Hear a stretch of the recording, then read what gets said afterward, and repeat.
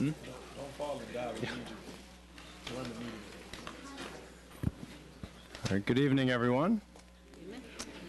Welcome to Charlottesville City Council.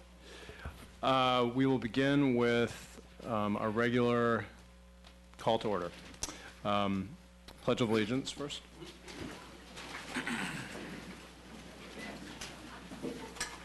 Pledge allegiance to the flag of the United States of America and to the republic for which it stands, one nation, under God, indivisible, with liberty and justice for all.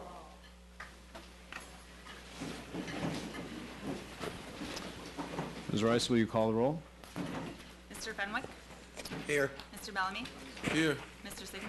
Here. Ms. Dacus? Here. Ms. Galvin? Here. All right, we now go to awards and recognitions and announcements. It's going to be a more slim week in this than we usually do because we're heading into the holidays and the break, but I know there are a couple of announcements. Mr. Fenwick? This is about the Bama Works Fund grants, and I lifted this from the local newspaper. So 71 local nonprofits to receive Bama Works Fund grants.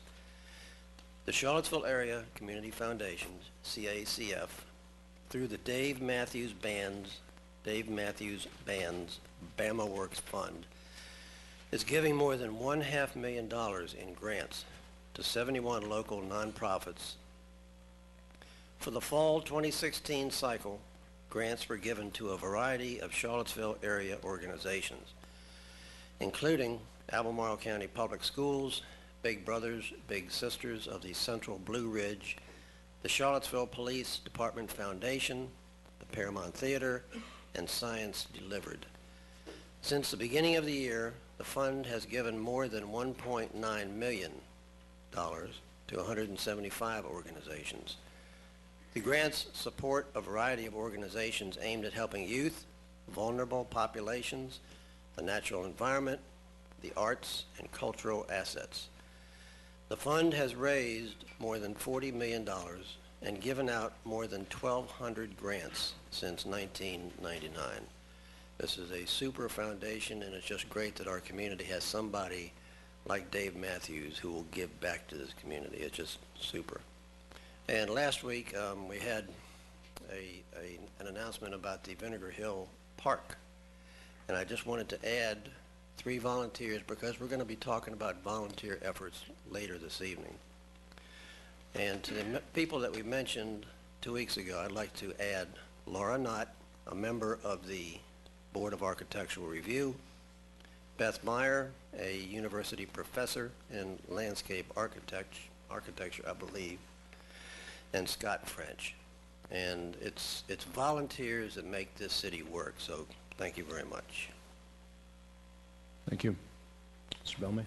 So good evening, everyone. Have a couple of announcements. The first, more so of a recognition. I want to thank the entire community in the city of Charlottesville as well as surrounding areas for helping donate nearly 250 coats, gloves, scarves, and hats this past weekend at the 5th annual Big Giveaway Coat Drive. We were able to help tons of different families from around the area, those in need, and we'll be able to keep them warm. So it really shows the power of what can happen when we pull and rally together. So thank you for everyone who had a role and played a role in that. Next up, on December 21st, which is actually 2 days from now, on Wednesday at 5 p.m., there'll be the first annual holiday toy drive, and this will be taking place at 2116 Berkmar Drive here in Charlottesville, Virginia. That is also known as His Image Barbershop, as well as the 89 Till Sneaker Boutique. So if anyone has any toys of any kind that they would like to donate to anybody who's in need, small kid toys, middle-aged kid toys, or teenage toys, whatever you have, please feel free to donate them. Once again, this will be this Wednesday. The collection starts at 5 p.m. And again, it's the first annual holiday toy drive, December 21st, 5 p.m. at 2116 Berkmar Drive, which is right next to the Jiffy Lube off of Highway 29. We need all of the coats we can, so let's make sure we rally together so that we can continue to help those in need, and let's brighten someone's Christmas. Happy holidays. Thank you. Any more to my left? I've got nothing. Okay. Nope. All right. We now move on to the part of our standard agenda where we have the city manager respond to matters that were raised by the public in the last meeting. So, Mr. Jones? Mr. Mayor, only one item that was staff-related that came out of last meeting. Ms. Melanie Miller asked the city council during matters by the public whether the city should consider commissioning a historic landscape report for the downtown mall, and just wanted to provide council with a brief update. Staff is looking into that. We'll be coming back to council with a report on that in the early part of next year. See if council is interested in moving forward with something like that. Sure. Okay, thank you. And on appointments to boards or commissions, we're going to do appointments in January for a couple that were still up this month, because we're filling out. We have one more round of interviews for one of them, so we should be able. Mr. Fenwick is our customary announcer of these nominations, so he'll have his opportunity in January. We now move on to matters by the public. Ms. Brazelton or Ms. Rice, would you mind? And let me just say that, because there's been a fair amount of attention to the procedures for this first matters by the public session. This week, as in the last city council meeting, we had substantially more requests for slots than we were able to meet. The new procedures that came into effect earlier this year, we've had 12 spots for many, many years. When there are more than those 12, there's a random selection process that happens. Tonight, there were 20 people who requested slots. 19 requested them 2 weeks ago. So we have 9 slots you can sign up for that you can get in advance, and then there are 3 that happen by people coming first come, first serve. So that happened tonight. There's a wait list of 11 people.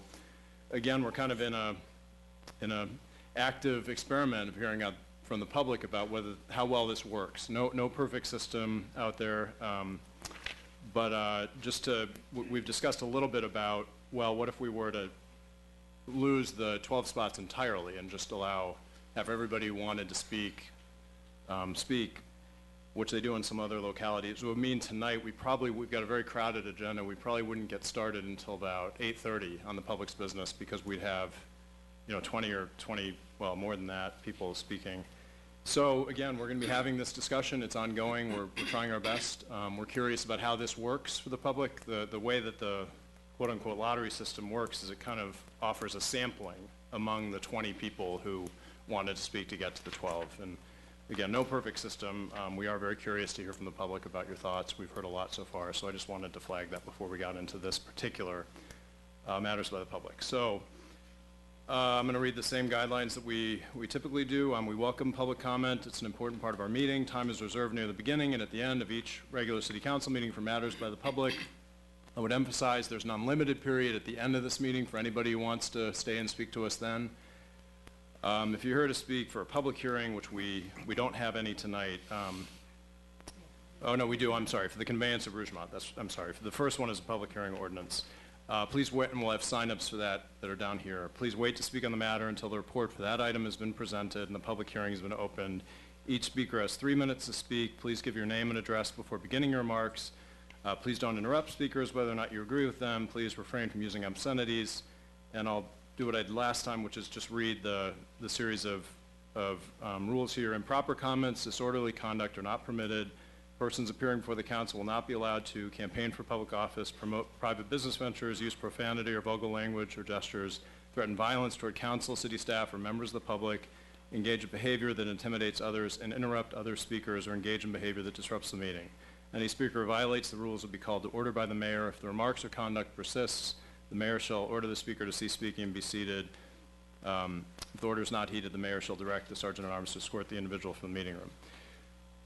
So we will hope to have a wonderful meeting ahead of us tonight. There's going to be a lot of strong opinions in this room on a lot of matters, but again, we can agree without being disagreeable, and we can focus on civil and civic dialogue in this very important local government body. So with that all said, we will move to the speakers who have signed up and have spots. Dina Imlay is first. Hello. Hello. I'm Dina Imlay. I'm president of the Meadowbrook Hills Rugby Neighborhood Association. I'm at 2014 Meadowbrook Road. I'm here to make a very brief comment. I want to congratulate the City Council for taking up the matter of deer management. This is a long-standing problem in the city, and we in Meadowbrook Hills are just one of many neighborhoods that are having difficulties.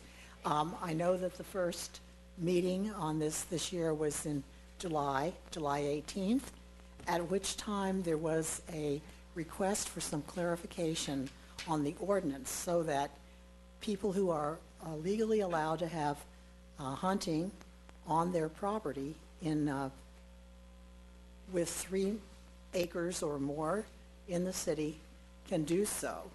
And so I'm curious tonight to find out if that ordinance has been clarified. Thank you. Thank you. We're next with David Stackhouse. I'll just emphasize for anybody else who bumps up on the time limit, this is 3 minutes when you're at green, and I think when you're down to 30 seconds it goes to yellow, and when you're at red it'll chime and you're at the end of your time. Thank you. Dave Stackhouse, 1404 Westwood Road here in the city. I'm speaking tonight in support of the ordinance to allow shared use, including bicycles at Ragged Mountain. After a lengthy process with more than 8 public meetings, the majority of all attendees, letters, emails, and comments favor use of shared, including bicycles. The Parks Advisory Board recommended shared use, including bicycles. The Bike Pedestrian Advisory Committee recommended shared use, including bicycles. The head of Albemarle County Parks and Recreation is on record supporting this change of use, including bicycles at Ragged Mountain. That's a letter in the public record. RWSA is on record publicly stating they have no concerns about water quality impacted by shared use, including bicycles and even dogs. After all the emotional arguments about caring for plants and birds, the scientific studies show bikes do not cause any more damage to trails, plants, or animals than do hikers or runners. The proposed shared use trail system is no larger than the existing trail system and thus has no greater impact on the flora and the fauna. The amended trail plan that includes a loop for bikes is a good trail plan that will minimize user conflicts while also providing the majority of trails closest to the parking lot for hiker-only advocates. Families and children need trails to ride close to Charlottesville. Currently, there are no substantial places to ride in Charlottesville that are not on private land that is subject to loss of use at any time. Ragged Mountain can fill this need. Getting people outside in our public lands creates a deeper connection to our natural world and is one of the best means to foster stewardship. Allowing shared use at Ragged Mountain creates a larger pool of volunteers who can care for Ragged Mountain. Add to that our need to get people moving to fight the epidemic of obesity. Allowing shared use is progressive, is a positive step toward healthier lives for families and children, is good for future development and for helping Charlottesville to be the best livable city it can be. I applaud our council for their forward thinking in supporting shared use ordinance. I also suggest council consider changing the name to Ragged Mountain Reservoir so it will not be easily confused with the Ivy Creek Natural Area. Speaking for the Mountain Bike Club, we are experts in designing and building trails, but we are not expert environmentalists. This debate has raised our awareness and educated us to the need to work with our local environmentalists to design and create the best possible trail plan that can provide shared access while preserving all that is precious at Ragged Mountain. And I want to thank everyone who put their efforts into all the research and all the public meetings. Thank you. Thank you. Teresa K. Lamb.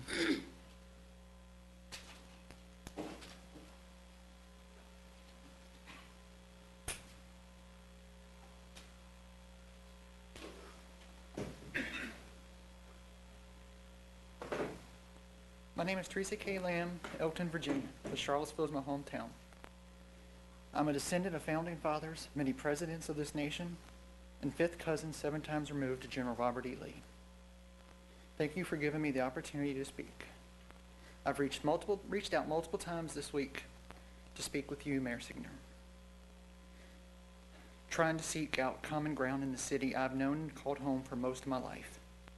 It appears there isn't any desire on City Council's part to find common ground except to push one council member's agenda.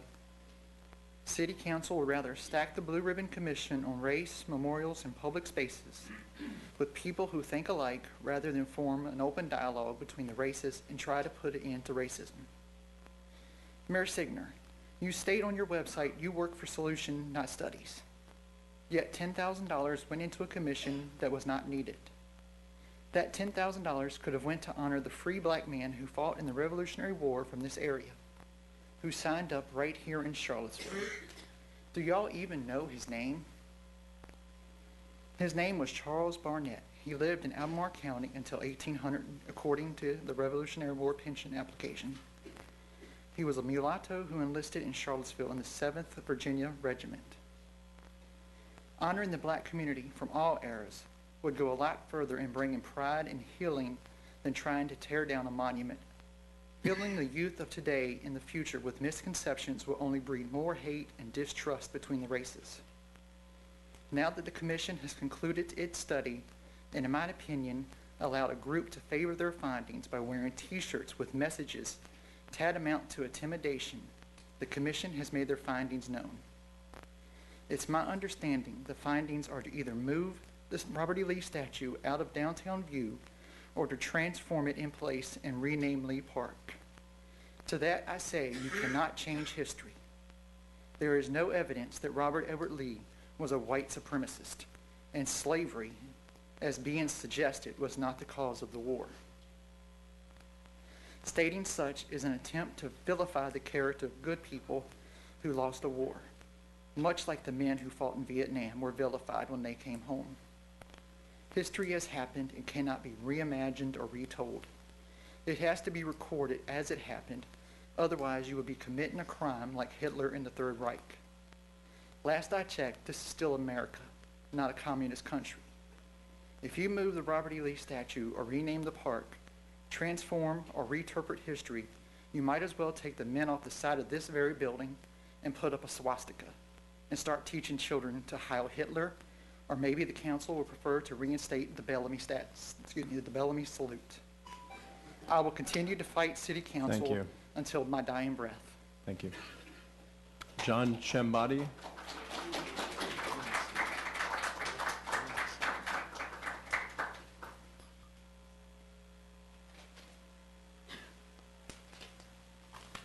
My name is John Chambati. I live at 1852 Edgewood Lane in Charlottesville.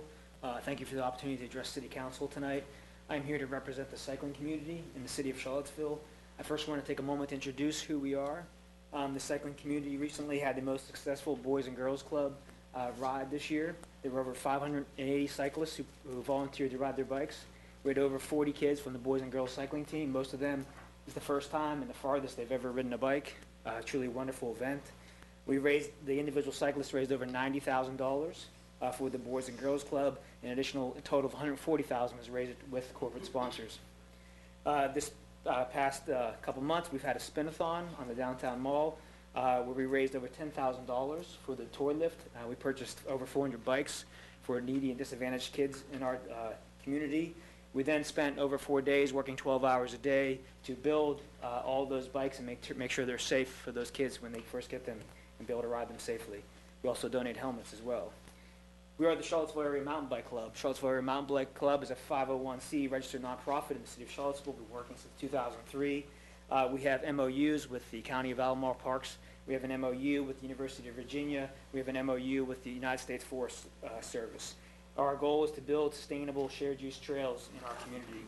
To that end, we're the group that is called upon to mitigate various problems. You know, we don't build a lot of trails in this community, but we're the ones that are called upon to mitigate solutions, whether it's erosion, whether it's too much vegetation encroaching on the trail, or whether the trail is inappropriate for shared use in our community.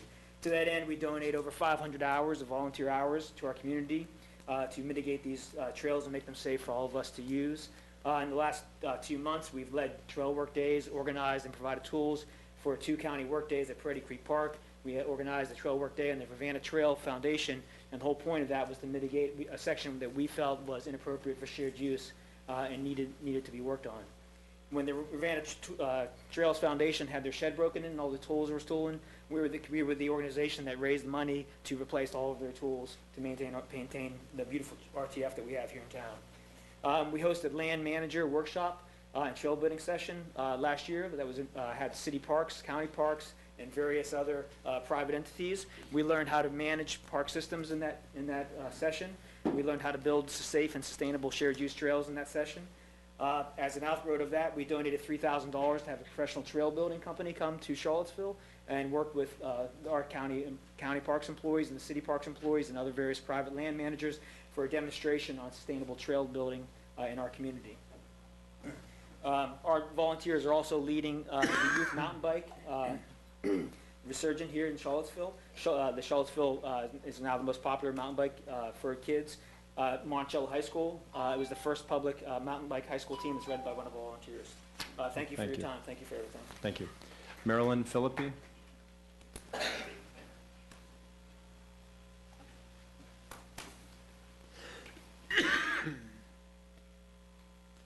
Marilyn Philippi, 4721 Helios Path, Barbersville.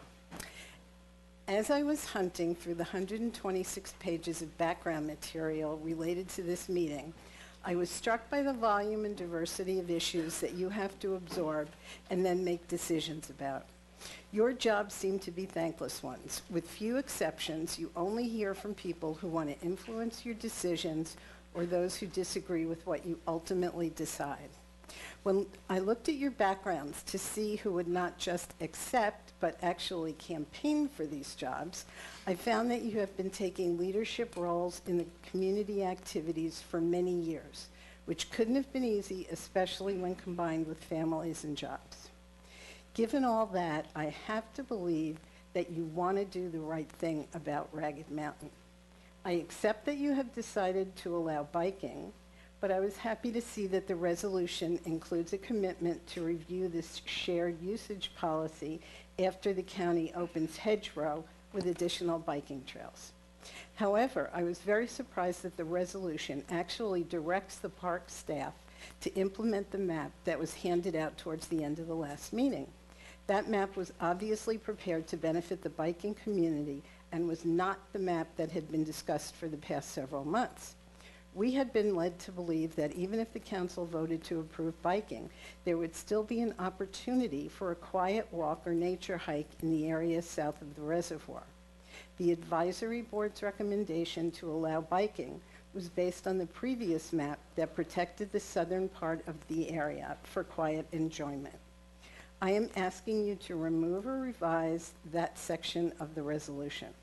If there is a need for a different map, it should be thoughtfully constructed only after input from ecological experts, professional trail designers, the advisory board, and members of the community. Thank you. Thank you. Jean Philippi, just got the luck of the draw here.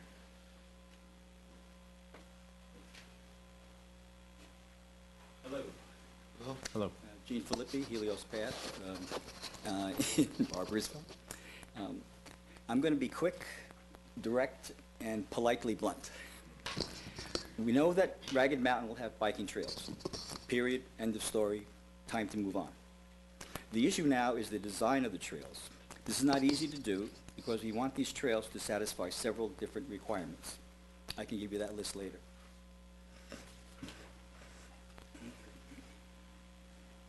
I, as well as many others, have concerns about the map in the resolution, which was developed by the biker group.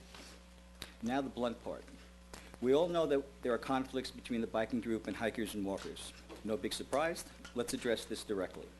I think we should get representatives of the two groups into a room and try to agree on a trail design, instead of considering a plan developed by the bikers alone. We should be able to do this. We should be able to design a trail plan that's very good for both groups. It won't be anywhere near perfect, but it could be very good.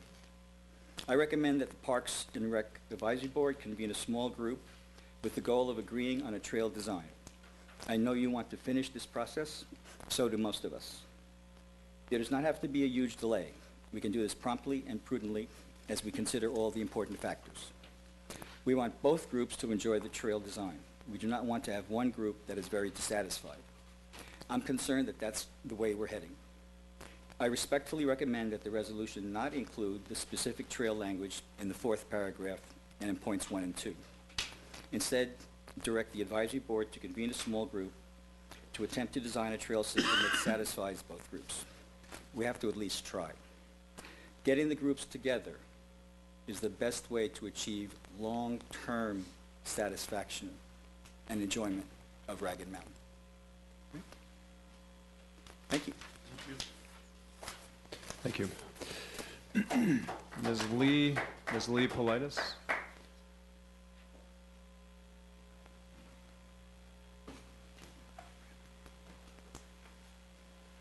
Hey. Hi. Lee Politis, Albemarle County. Thank you, counselors, for your attention to how best to manage Ragged Mountain. I can't lie, I still believe that when we consider all of our parks and natural areas as a whole, it's optimal and important to offer residents a diversity of outdoor experiences, more active experiences in some parks and more tranquil ones in others. And I still believe Ragged Mountain is best left as is, as a natural area. And we still have an existing county ordinance that prohibits biking at Ragged Mountain. However, if biking is to be allowed at Ragged Mountain, please abandon the resolution offered up at the last council meeting to extend biking into the southern area. Having cyclists and hikers on that same trail for over a mile goes against the recommendation of the Parks and Recreation Advisory Board. The board was not unanimously in favor of allowing cycling, and as a compromise, called for low-impact biking and separate trails for cyclists and hikers.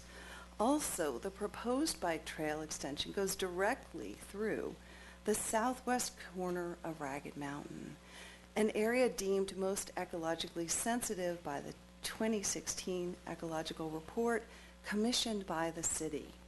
The report advises that the integrity of these systems relies upon preventing further division and minimizing human presence.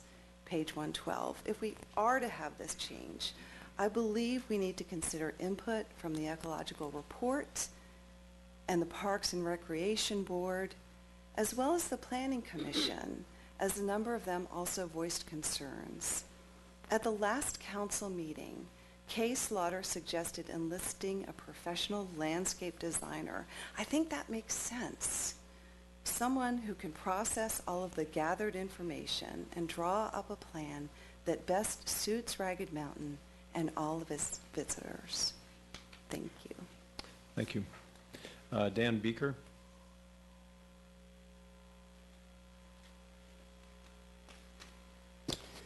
Hi, Dan Beeker, 4174 Laird Lane, North Garden. First of all, thank you for your patience with this whole Ragged Mountain issue. It's become rather complicated, but in the big picture, it really doesn't need to be. For a long time, there have been advocates trying to preserve Ragged Mountain natural area for foot travel only. Well, that is apparently lost. You want biking, okay. What next? The trail map that was put together by the Parks Department and the Advisory Board on November 1st and presented at the last council meeting does a reasonable job of separating biking and hiking trails. But the resolution you're considering tonight changes that dramatically. It extends biking well beyond the recommendation of those two bodies. And I'll repeat just a couple things that the previous speaker just said because it's important. And the problem is that this trail extension goes into the areas deemed most ecologically sensitive by the Eco Report that you commissioned this year. That report, in talking about the rich biodiversity, and I quote, "The integrity of these systems relies upon preventing further division and minimizing human presence." How do you minimize human presence without eliminating it? You do it by allowing foot travel only. Yet it discriminates against no one. It only discriminates against mechanization. So this one area that's been set aside to retain this quiet hiking experience in the southern part will be lost if you pass this resolution. Further, it forces bikers and hikers onto the same trail for over 1 mile.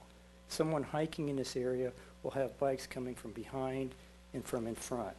Now, I'm not opposed to mountain biking. I'm an avid mountain biker myself. But allowing hiking only in this one section is a good call. If you go against that, you are going against the recommendation and the work of the Parks Department, the Advisory Board, the county's Natural Heritage Committee, which is composed of many resource professionals, both from the city and the county, and you're going against the Eco Report, which was commissioned to address these very issues. Thank you. Thank you. Bill Shenkir.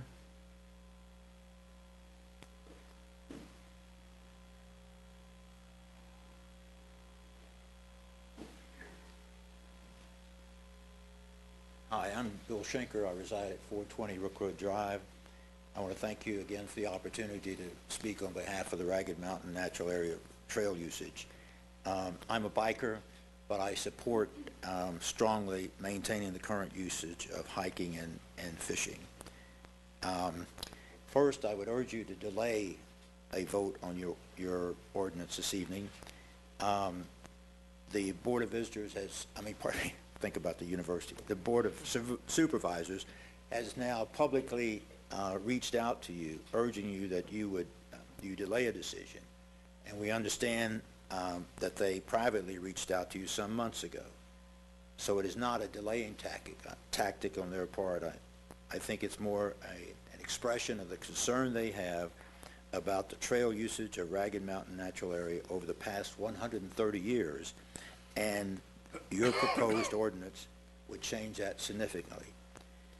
Before you change 130 years of history, such a major change, I think, deserves to be considered in a joint meeting with the Board of Supervisors. I would urge you to delay a vote. I know there were two, Mr. Fenwick and Mr. Bellamy, who were for a delay and meeting with the Board of Supervisors at your December 5th meeting. All it takes is one more of you to swing this decision, and I hope you would consider doing that this evening. It is possible that your meeting with the Board of Supervisors would accelerate the development of the trails at Hedgerow property in 2017.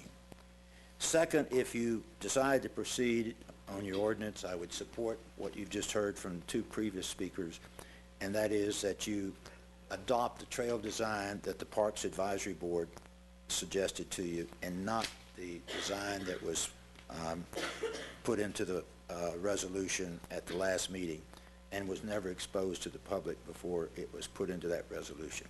Thank you very much. Thank you. Roy Van Dorn.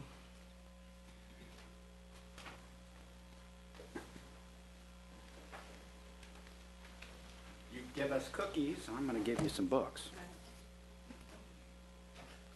It's a fair exchange. Yeah, I'm Roy Van Dorn. I'm owner of City Select, and our office is on 1140 East High Street. What you have in your hands is found in every hotel room, most winery tasting rooms, hospital, Charlottesville Airport. It's really what the community tries to teach and educate our visitors. Now, what is the visitor market here? Sometimes we have to step back and realize how big the visitor market is, and I'm speaking of the overnight guests. In 2016, we're going to finish up with about 1.5 million guests who spend the night in Charlottesville and Albemarle County. That represents the largest ever nighttime population that we've ever had. It also represents an 11% increase over 2015. That is the largest increase in room demand in the state of Virginia. We also enjoy the highest occupancy rate, except for Arlington, which I kind of consider part of the Washington, D.C. metro area as the bedroom. But if you look at it just from a community standpoint, we enjoy the highest occupancy in the state. That has some good points and it has some bad points. The bad point is when the rooms are full, like in the fall and the spring, prices are high and there's no room in the inn. And so we do have a capacity problem. Even though we think we're building like crazy, we still lag. We're the slowest growing lodging metropolitan area in the state of Virginia, as far as a community. Let's talk about the book I just gave you. It's our second edition, put together by a variety of people and really represents the whole community. The purpose of the book is to encourage longer stays. Guests may be here for a reason. They come here for business. They may be coming here to go to UVA. They could be coming here for a wedding and don't realize what we actually have in this town. So we're trying to educate them for a purpose, and that purpose is we want you to come back and spend money with us. And lastly, one of our biggest growth areas for rooms is weddings. So trying to sell weddings is an important part too, and because that's a fuel for our local economy. We have a companion mobile site in there, and our company has been here for 17 years, and we're based here in Charlottesville. Thank you. Thank you. John Hayden. And I want to emphasize to everybody, we are now in the 3 spots that come through the wait list after the 9 that were the pre-signed up spots. So.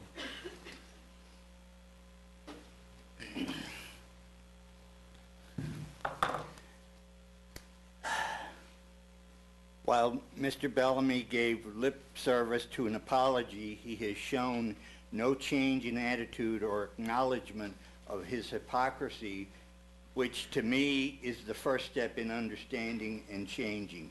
On the contrary, he strutted into city council like a cocksure rooster to the admiring clucks of the hen-pecked chickens. There was no acknowledgement of how he realized the potential damage he caused to Mr. Muir, or how his actions were nothing more than self-aggrandizement. He wouldn't admit he, quote, needed to be taught a lesson, that words have consequences. Your words, Mr. Bellamy. Since Mr. Bellamy arrived in town, he has been involved in one protest after another where it seeks to divide white and black people, pushing false narratives like hands up, don't shoot, and this phony racism con about the statutes. It is one thing to advocate for equal treatment and equity, but stop blaming the white man for all the ills of the black community. In 1961, Martin Luther King Jr. said, quote, Negroes are 10% of the city of St. Louis, but are responsible for 58% of its crime. We have to face that, and we have to do something about our moral standards.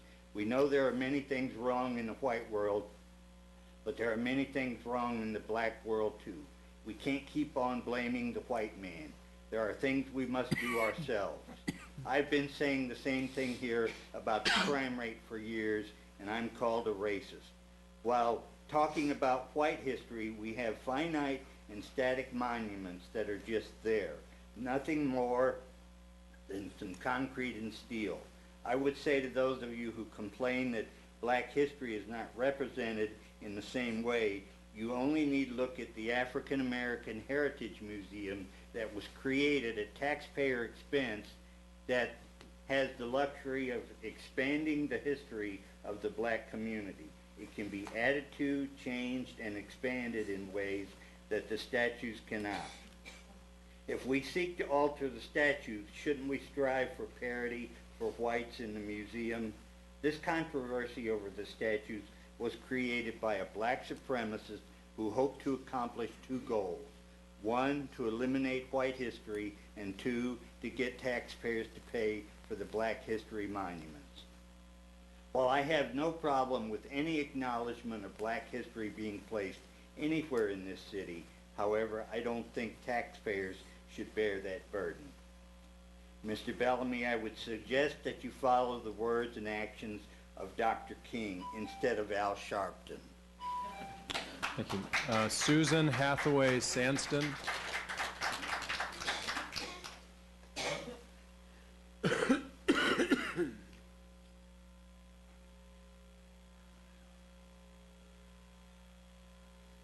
Good evening. Thank you for the opportunity to speak tonight. My name is Susan Hathaway, and I'm from Sandston, Virginia. And I'm here tonight to speak to you on behalf of the millions of descendants of Confederate veterans and for the veterans themselves who no longer have a voice. I could spend my allotted time telling you about the honor and bravery of these men, or speak to the noble character, courage, and bravery and incredible faith of Robert E. Lee, or mention the many, many ways Confederate veterans contributed to the success of even this city, but I won't. For any of us who have witnessed the spectacle in these chambers when City Council voted against the wishes of its citizens to remove the Lee Jackson holiday from the city calendar, we know full well that facts, truth, and the wishes of the majority of the constituents sometimes matter very little on a body that is hell-bent on shoving a progressive, extreme agenda on your entire citizenry. The rest of the country is watching in amusement as you cower to the demands of one man and his hate-filled agenda to destroy our history and heritage.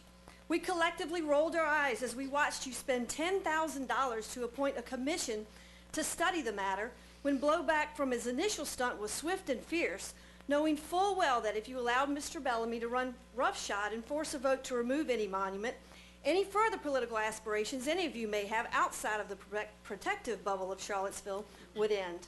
We watched you stack that commission with folks with the exact same views as the council holds. We sat through meetings of this commission and listened as citizens overwhelmingly expressed their wishes that the statues remain. From the commissioners, we heard over and over the false narrative of white supremacy selectively applied to everything from the men the monuments honor, to those who erected them, to those who choose to honor them today. What an absolute colossal waste of taxpayer money. In the end, it is obvious that neither facts nor truth nor the will of people matter to the members of this council, and I, for one, will not waste time or energy in trying to educate folks who are blinded by prejudice and hate.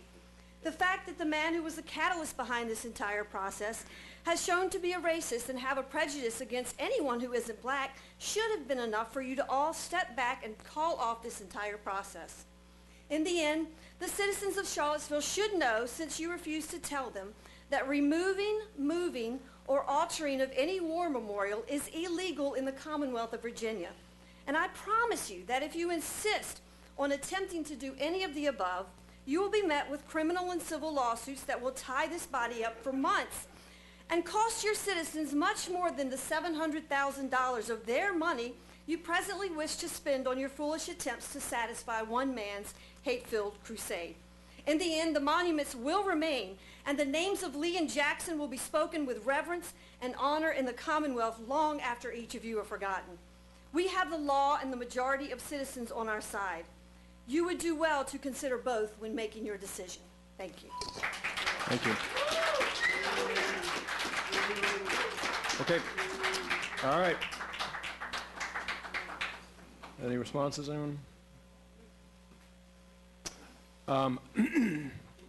Under our rules, we generally, you can direct individual responses. So Ms. Lamb, I would like to offer an apology for not responding to your email. I did get it. It's very hard on matters where there are hundreds of people, but I usually do manage to respond, and that just slipped through the cracks. It was a kind of crazy week, but I do apologize because our clerk raised it to my attention, and I just sincerely apologize. Sure, I will respond. I'll respond. Okay. Mr. Mayor, I just want to say Yes, that ma'am. everything that was spoken tonight, we're going to be dealing with during the main agenda, so. Right. And anything that goes to staff concerns, we'll respond to next meeting. Okay, we now move on to, thank you all, and just the general thank you that we offer to people who do take time to come up and speak to us. It takes courage. It's not easy being down there on this side. We're, for some reason, about 18 inches up here, and you're on TV, and we do appreciate coming up, sharing your opinions. The community appreciates it. We read all the emails we get as well, and you can always, it's important for us to hear from people who do come up and matters to the public. And we have an open session after this meeting, at the end of the meeting also, so everybody can speak then as well. All right, moving on to the regular agenda. We now go on to the consent agenda. Ms. Rice, would you mind reading it? Item A, minutes for December 5th. Item B, an appropriation, FY 2016 year-end appropriation, second of two readings. Item C, an appropriation $664,776.63 to the Charlottesville Affordable Housing Fund, second of two readings. Item D, a resolution meeting procedures amendment, first of one reading. Item E, a resolution request for proposal form-based code, first of one reading. Item F, a resolution Ragged Mountain Natural Area Bike Trail Map, first of one reading. Item G, an ordinance West Main Street Density Amendment, second of two readings. And item H, an ordinance Water Street Corridor Zoning Ordinance Amendment, second of two readings. Mr. Singer, I'd like Yes. to remove one item from the consent agenda, item F, which is the Ragged Mountain Natural Area Bike Trail Map. And I would request that rather than sending it to new business, that we consider it along with the Ragged Mountain Natural Area Rules of Use. It's a compromise position, which I'm planning to bring forward. All right, and I'll second that. Great. And any other objections to talking about it at that part of the agenda? Is that okay? That's fine. Okay, so let's do that. Are there any other, I'm going to say one thing after we vote about the meeting, item D, but that doesn't go to the vote. Any Yeah. further? Oh, Kristen, yeah. you yet Family? before I owed. Okay. I think it's important to talk about D, that's the meeting procedures amendment, because it concerns Joe Drago and what happened here on June 20th of this year. It's important that the community understand what happened that evening, both at the opening matters before public and at the final matters after the public, I guess you call it. So, for those watching, we televise these meetings, and it's available. You can watch it. The meetings are usually up probably a month after the meeting. Maurice, is that a good guess? Yes. Okay. And I will probably make this announcement again, but I will read you what I had. Mr. Drago's first comments on June 20th occur, and you can scroll through the video, you can stop it at certain times. Mr. Drago's first comments occur at approximately 17 minutes, 44 seconds.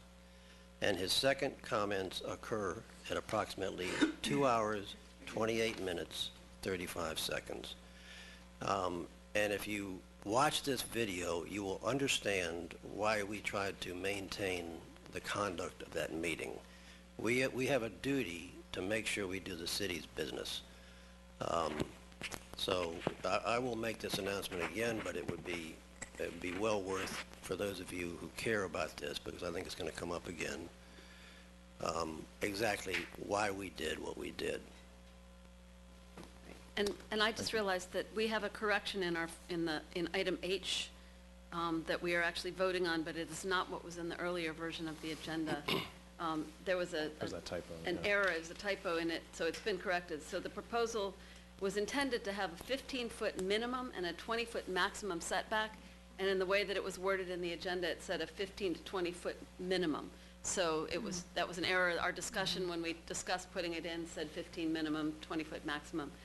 So it is what we had agreed to now, and that's what we'd be voting on. And Mr. Brown, this Do I is need to do an procedurally amendment for that, or correct is to that have already this there? Okay. correction made in this material? What Councilor Zegas announced is what was in fact moved and seconded Yes, on first okay, reading. It was just a Thank you. paper copy. Okay, great. Well, it And sounds like, one more thing. yes, sir. Unless, Kristen, you had yours, okay. Item E, the request for proposal form-based code, it's about I've heard two figures, $200,000 and $236,000. I'm not going to hold up this consent agenda, but I will oppose that, and we will have a robust discussion in the community, not just about form-based code costs, but the form-based code itself. With all of that said, I move passage of the consent agenda as amended. Second. Any further discussion, questions? All in favor? All right, that carries 5-0. I have a statement, now that that is passed, including the resolution about the meeting procedures. I'd like to read this to explain a perspective that, with my colleagues will indulge me, it's relevant. And I've conferred with counsel about this, but this is to kind of explain a little bit about what happened from my perspective as the chair of the meeting, and this goes to our meeting procedures. So, should take a couple minutes. In a time of increasing cynicism about government, it's ever more important that government be able to do the public's business When we become a stage for theatrics aimed purely at incitement, it becomes difficult to run an orderly meeting where we work through things like tonight, deer population, mountain biking at Ragged Mountain, Ragged Mountain. We have agreed now in the consent agenda to remove Rule 9G in its entirety as a result of a legal settlement whose terms are confidential. We were represented in this matter by an attorney with the Virginia Municipal League whose judgment was excellent. I am glad that we did reach a settlement and believe it's time to move on. However, because there has been some misinformation among the public and the press about the events leading up to this lawsuit, I would like to take a moment to clarify for the public a couple of issues. First, I do not believe that the rule in question, which prohibited, quote, defamatory attacks on individuals or groups, was about content. It was about, as Mr. Fenwick just emphasized, about disorderly conduct. We developed these rules by working closely with our counsel. The introductory phrase to Rule 9G says improper comments and disorderly conduct is not permitted. As the chair of the meeting, I'm charged by Section 2.2-68 of our code under the, quote, general duties of mayor, and this applies to any mayor, and it has for many, many years, with the following. The mayor shall, quote, preserve, quote, order and decorum. That is the duty and the requirement of the chair of the meeting, of the mayor. There is not really any choice about that mandate. The point of city council meetings themselves, as well as these rules, is to allow us to do the public's business in such an orderly way, with decorum and order.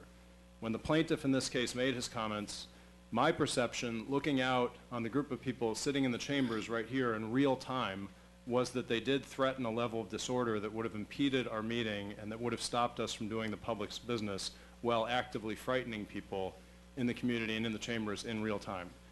When these remarks are made, I noticed people looking out right here, sitting in the chamber, becoming visibly angry, making audible sounds of anguish, becoming physically disturbed. It seemed to me that the situation could very easily have gotten out of control. Under these same authorities, 2 weeks ago, I had to threaten to stop the meeting several times, and because my perception was that the order and decorum of the meeting would have been lost, and it was good because it ended up leading to a meeting where we could get the people's business done 2 weeks ago.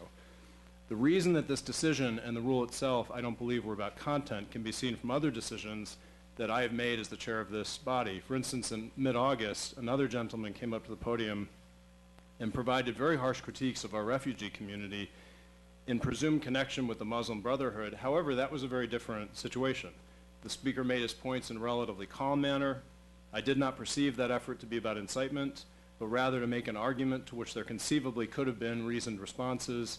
And so I did not stop him, even though there was a comment from behind the dais that the comments were hate speech, but he was allowed to proceed. With all that said, I want to keep this matter in perspective. Fortunately, these sorts of disruptions are rare. As mayor for this 1 year, I only invoked Rule 9G once. I am very glad, however, to move beyond this matter with this settlement about these rules. Going forward, I want to assure this public in the remaining year of this term that I will always work to maintain order and civility in these chambers in order that we are able to do the people's business. Thank you very much for your indulgence, colleagues. All right, we are moving on now to item number 2 on our, any comments about this? Okay, this is a public hearing ordinance. This is conveyance of Rougemont. First of 2 readings. This will be a motion and a second. We do have a public hearing on this matter. Nobody has signed up so far, but if anybody would like to, the sign-up sheet is right here. And Andrew Gore, Assistant City Attorney, will be presenting to us. We have 10 minutes allocated to this item. Mayor Signer, members of council. As the mayor said, this is the first of 2 readings in a public hearing for proposed ordinance authorizing a conveyance of city-owned land to Christopher and April Hoffman. The proposed conveyance is of an unimproved 20 by 60 foot recently vacated portion of the Rougemont Avenue right-of-way. The Hoffmans are the owners of the property at 1011 Rougemont Avenue, which fronts on the unimproved portion of the Rougemont Avenue right-of-way. The Hoffmans have plans to build a single-family residence. However, the parcel does not have the 50 feet of frontage on an improved right-of-way that has been accepted by the city for maintenance, which is a requirement of the city's zoning ordinance. The city owns the parcel adjacent to the Hoffman's parcel, and the city's parcel, and that city parcel is also adjacent to Quarry Park. Additionally, the city owns the large parcel opposite the Hoffman's property on the other side of the Rougemont Avenue right-of-way. The city and the Hoffmans recently executed a deed of vacation, closing the portion of the Rougemont Avenue right-of-way in front of the city's parcels and the Hoffmans parcel. Following the vacation, the Hoffmans now own 30 feet of that 60-foot Rougemont Avenue closed right-of-way, and the city owns the other 30. This proposed ordinance would convey an additional 20 feet of right-of-way to the Hoffmans, which combined with the 30 that they already have would give them the 50 feet of frontage on the improved portion of Rougemont Avenue, and therefore they would meet the requirements to construct their single-family home. If the conveyance is approved, the Hoffmans would pay fair market value for the sale of the property to be conveyed, which has been determined by the city assessor to be $1,320. The city would retain a utility easement over the portion of the right-of-way it has conveyed, and it would also retain ownership of the remaining 10 feet of the right-of-way, which could potentially be used for pedestrian access to Quarry Park via Rougemont Avenue. Public Utilities and Parks and Recreation have reviewed the proposal, and they have no objection. As noted, a public hearing is required. Before that, I'd be happy to answer any questions that you might have. Mine were all answered in your report. Mm-hmm. Oh, thank you. Thank you. That's what mine. Any further questions? Okay, well, I will open the public hearing in this matter. The sign-up sheet is down here. I don't see anyone having signed up, but if anybody would like to, okay.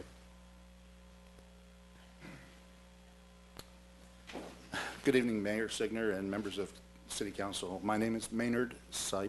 I'm a land use attorney here in the city of Charlottesville. You've seen me before you in the past. And I'm just going to take a moment or two to say a couple words. First of all, I just wanted to put a little face to this issue for you. The Hoffmans are a young couple who had bought this lot when it had a small residence on it because they desired to live in the city and were looking forward to it.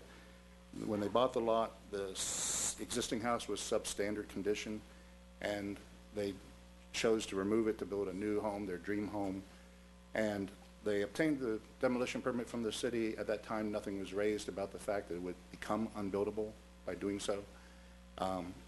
But they came back, their builder came back for the building permit and found that the city's interpretation of the zoning ordinance regarding frontage made the lot unbuildable.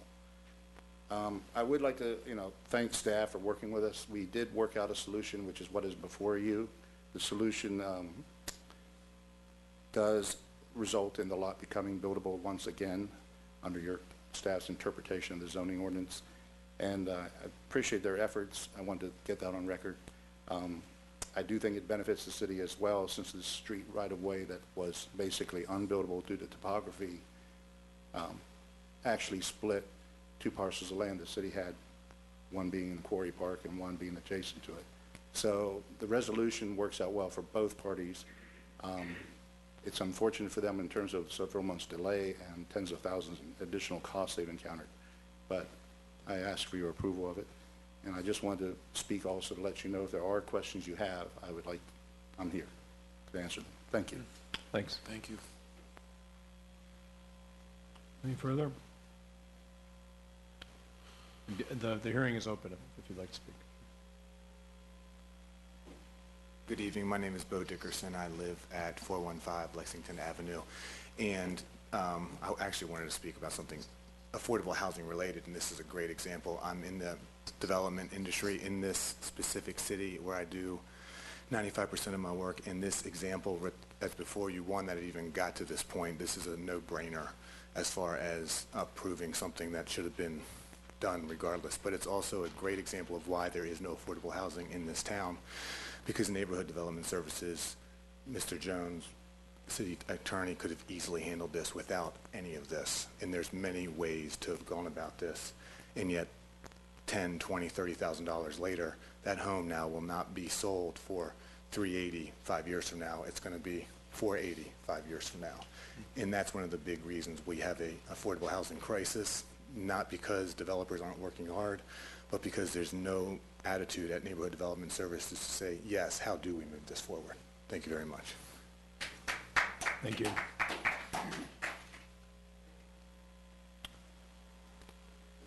Anyone else? on this item? Okay, closing the public hearing.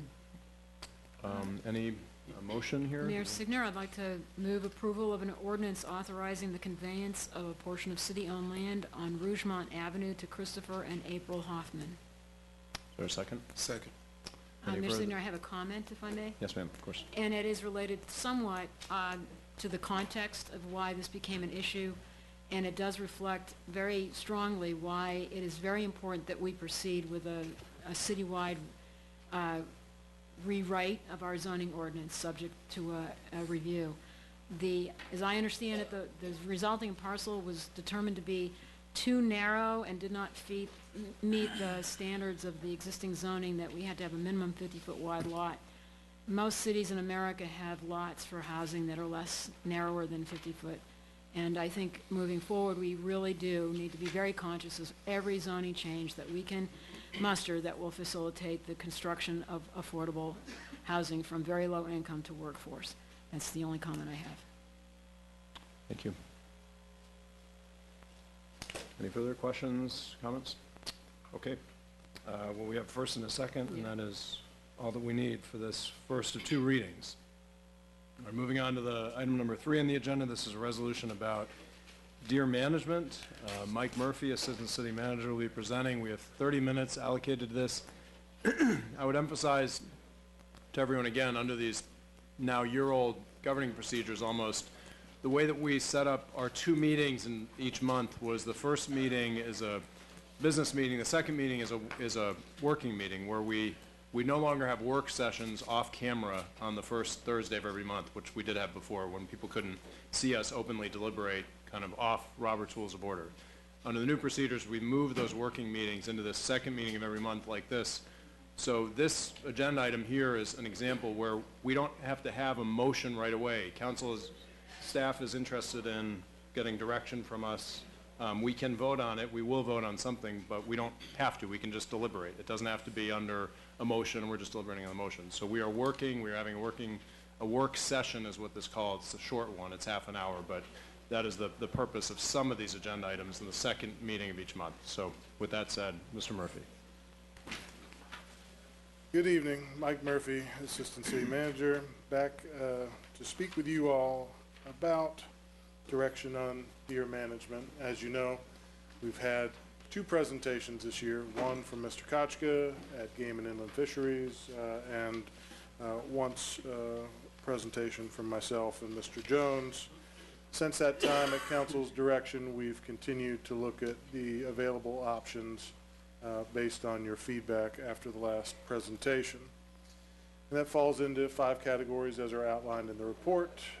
Your general public education and other measures you can take with homeowners, possibilities regarding sterilization, employee-led culling, i.e. use of a police force, urban archery ordinances, and the use of paid sharpshooters. So the report gives some analysis of all of those options. Our recommendation is that we get direction from council tonight about whether you have an interest in an urban archery ordinance, and if so, each locality has some limiting factors that they've put into play, and you have many examples in front of you, and like to get some idea, if you have an interest in an urban archery ordinance, what limiting factors make sense for our community. Since there seems to be some consensus from experts and some interest from the council in the possibility of sharpshooting, some notion of if council would want to put budget behind that because we would need to issue requests for proposal. So with that in mind, I'm happy to answer any questions that you all may have, or if there's a particular item you want me to spend some more time on from the memo, happy to do that too. I do have a question about something that's not here. Yes. That I would appreciate before we really start a discussion. I was looking at some of the examples that you've provided, and I looked at the Fairfax County Archery Program on their website rather than just what was here. And their 2017 program is actually a very different animal, I think, than what was described in our report. It's very much about controlled hunts by groups rather than just kind of random opening it up for archers to come into the city. So they tell people exactly where they want them to go. They do it only in that area. It's managed by the city, and yet they're not paying them to do it because it's people who get in a group and this is what they do. And that was not included as one of the 5 models that we could pursue.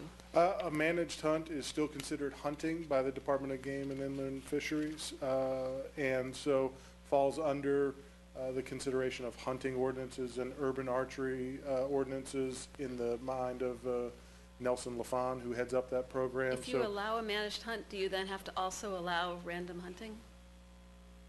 If it's under the same that was my impression from the state. I'm certainly not an expert on this topic. Have spent a lot of time researching it. In the Fairfax model, they say that other hunting is not allowed. And if we could do that, that would be something that wasn't in your memo that I would be very interested in. So we could certainly bring that back and consult with the state again as soon as this week.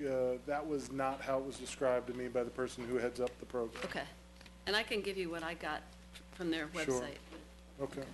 And what you see in your report is directly from interviews. The current people who are approved, the 46 localities who are approved right now to do hunting and urban archery.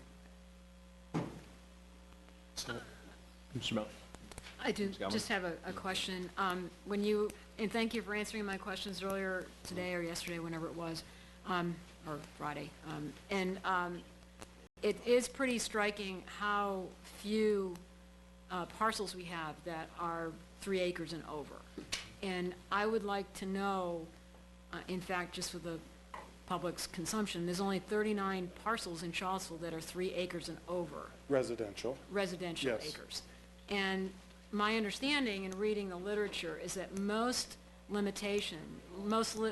communities had a limiting factor of 3 acres or more when they had an urban archery program. Is that pretty safe to say?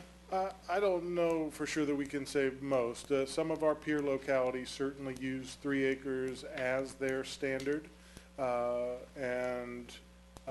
we wanted to provide you a range. As you're aware, in my response to you earlier today, we showed you how many parcels at a ½ acre, 1 acre, 2 acres, and greater than 3.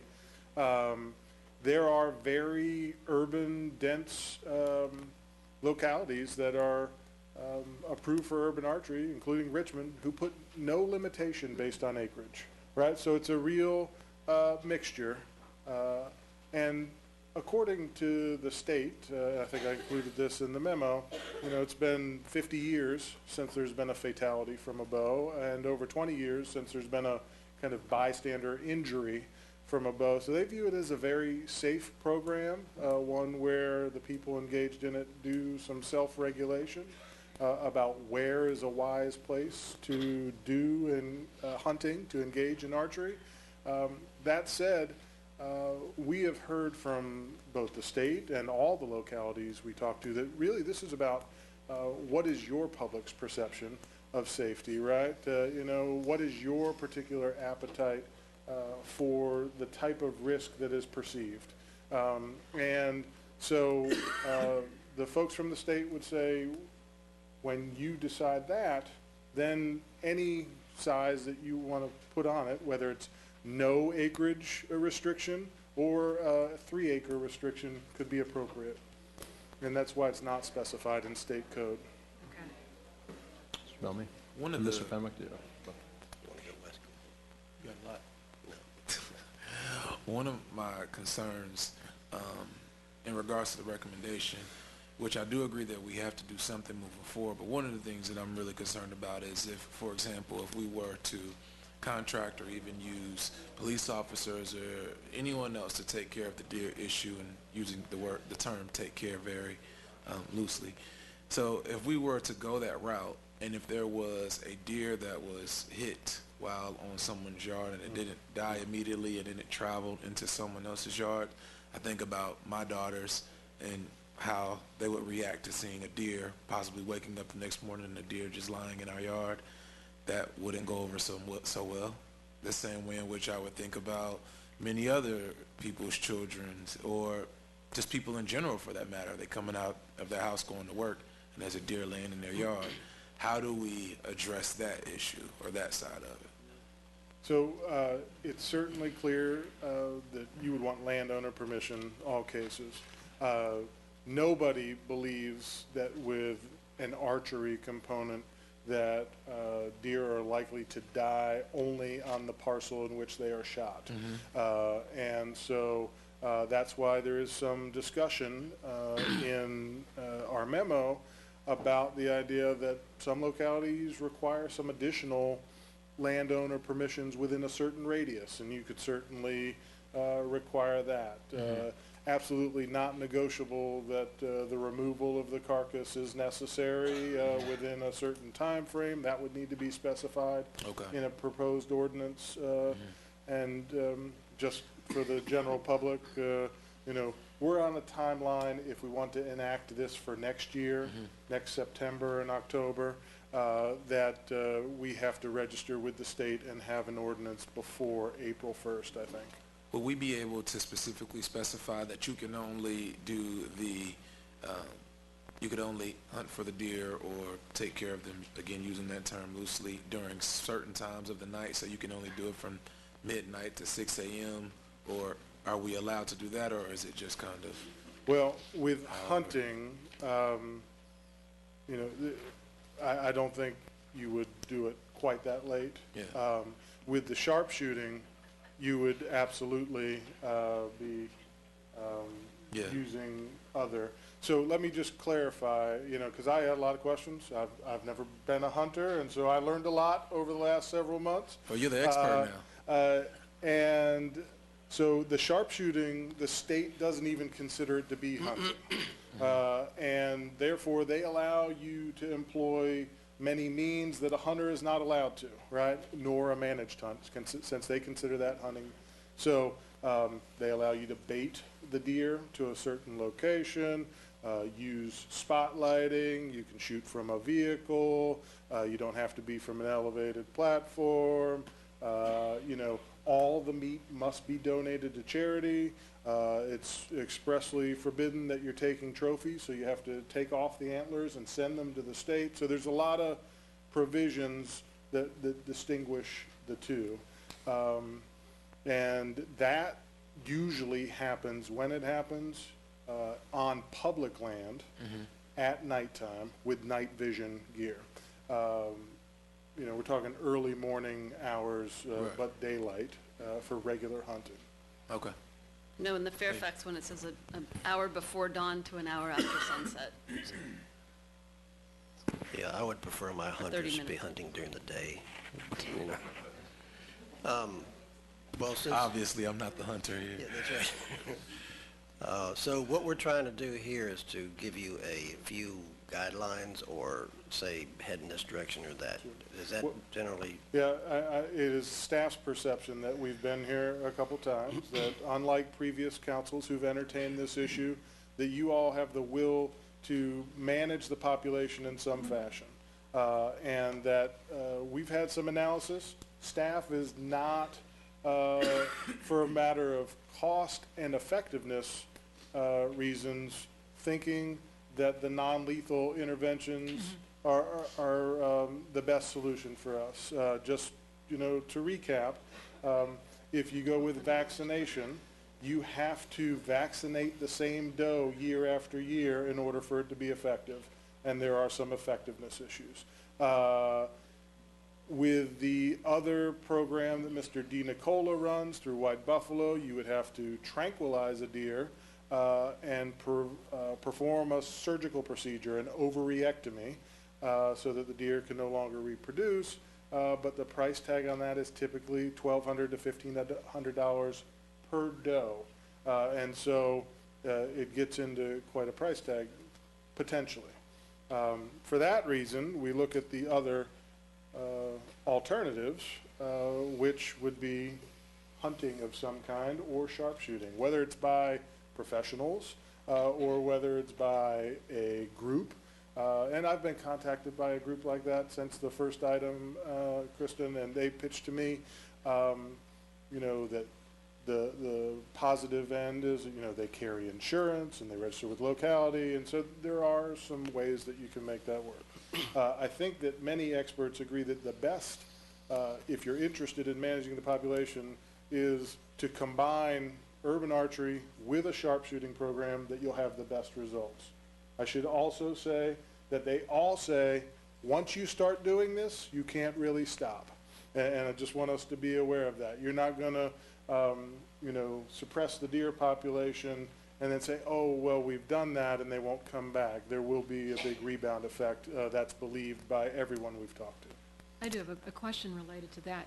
So I understand the idea of not being able to go back, but if we set up a situation right now where we have a combination of sharpshooting with urban archery that sets a minimum parcel size of 3 acres, and we realize it's not quite doing what we need, can we go back and amend that urban archery ordinance so that it could go down to a 2 acre, say?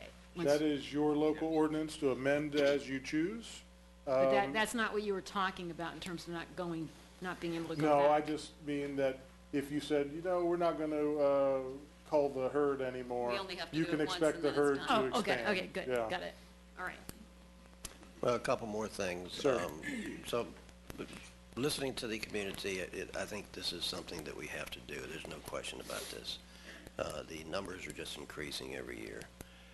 Personally, I would not support sharpshooting. I think what we see here is a pretty consistent archery from a tree. I would add notice to neighbors, not just the landowner, but the people around there, some kind of notice. I would not like to see the police be involved because I don't think the police department should be the agency that sort of picks up all these odd kinds of jobs. So just as a start for the discussion, that's where I would be. I can add my list to that, if Yeah, that's that'd be helpful. great.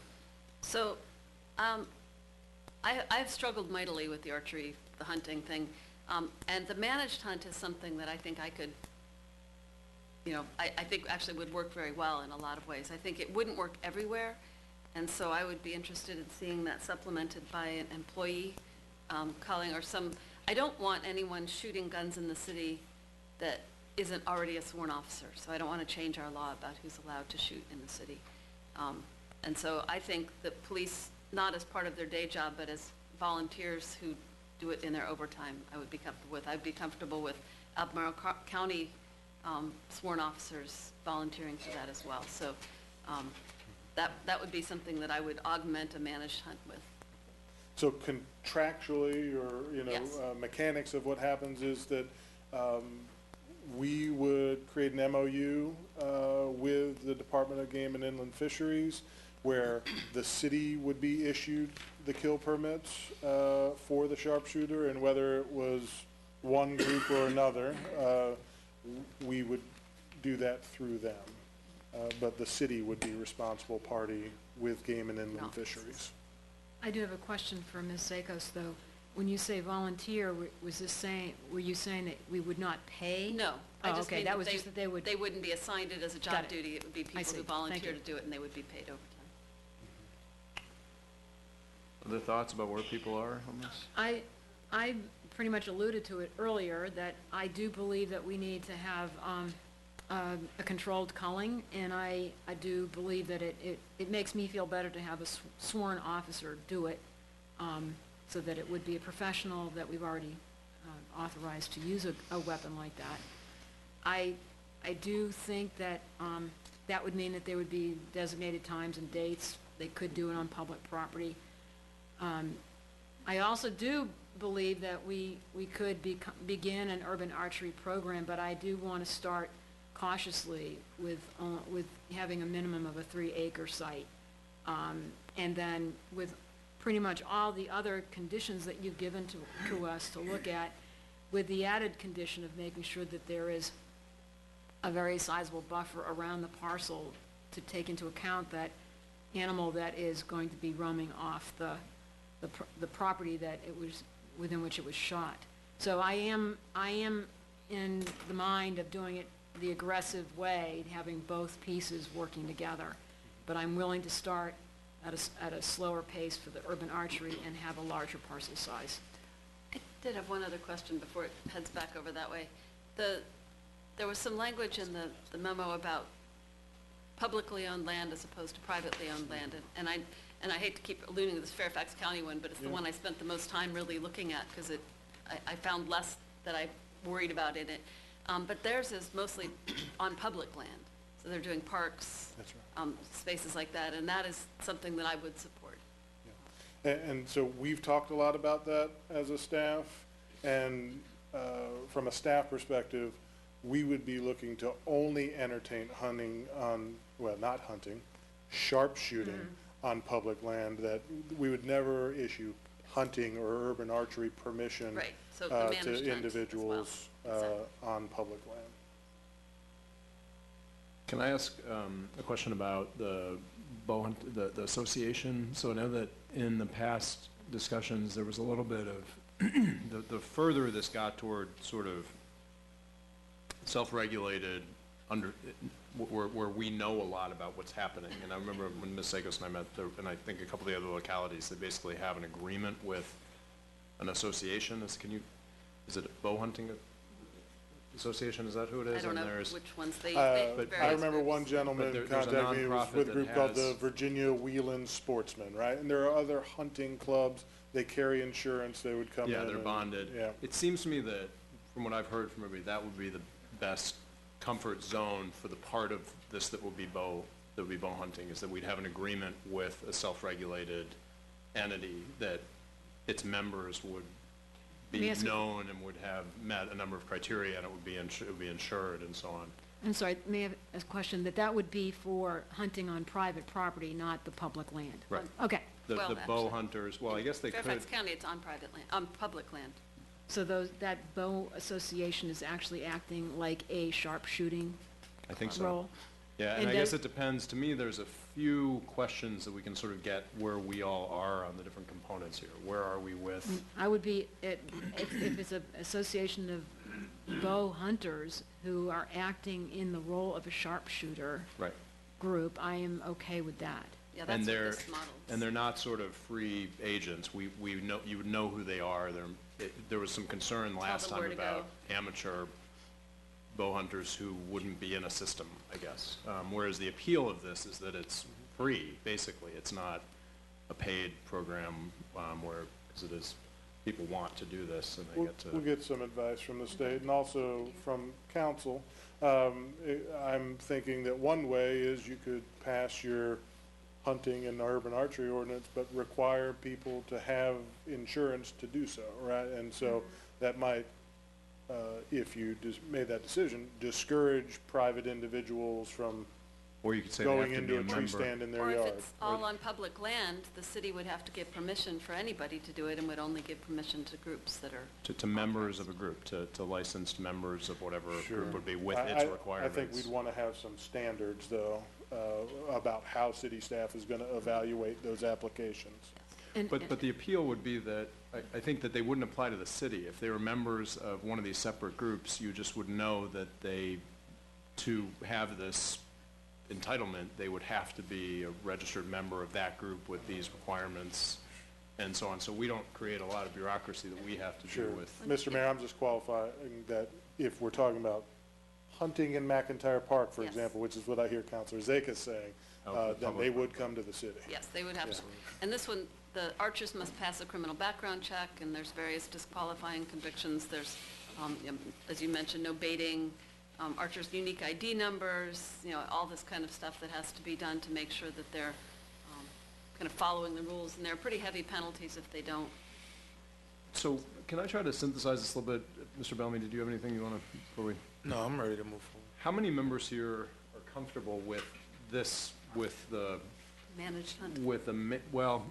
so managed hunt, I'm not sure what that different means, than because culling. that means that you only have a period of, that the hunt itself is managed. I think the beginning threshold one is, are we okay with a bow hunting organization who has some criteria to it being allowed to cull on a volunteer basis in private land in the city with some kind of criteria? It sounded Yes, like, Mr. yeah. Fenwick, you were. Bow hunting in a club, yes. Okay, so a club. Mr. Bellamy is okay with that? Yes.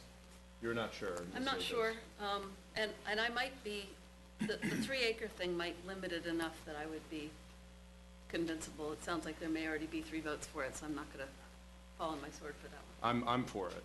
So I that'll just be- want to make sure that this is now, we're allowing for an urban archery program at say, a 3-acre minimum parcel Well, size, that's but another would thing I be was a, gonna get to. but No, we have to with an change that. urban archer, with a professional or It's regulated. with a regulated archery organization, Right, not just random individuals. right, exactly. I'm not sure we can do that, because I think that what gives Fairfax the right to pick what the groups are is the fact that it's on their land. And I'm not That's sure, what I think. the gentleman who came here from the wildlife place was saying that if you allow urban archery in the city on private land, you have to let anybody do it. You don't get to control who it is.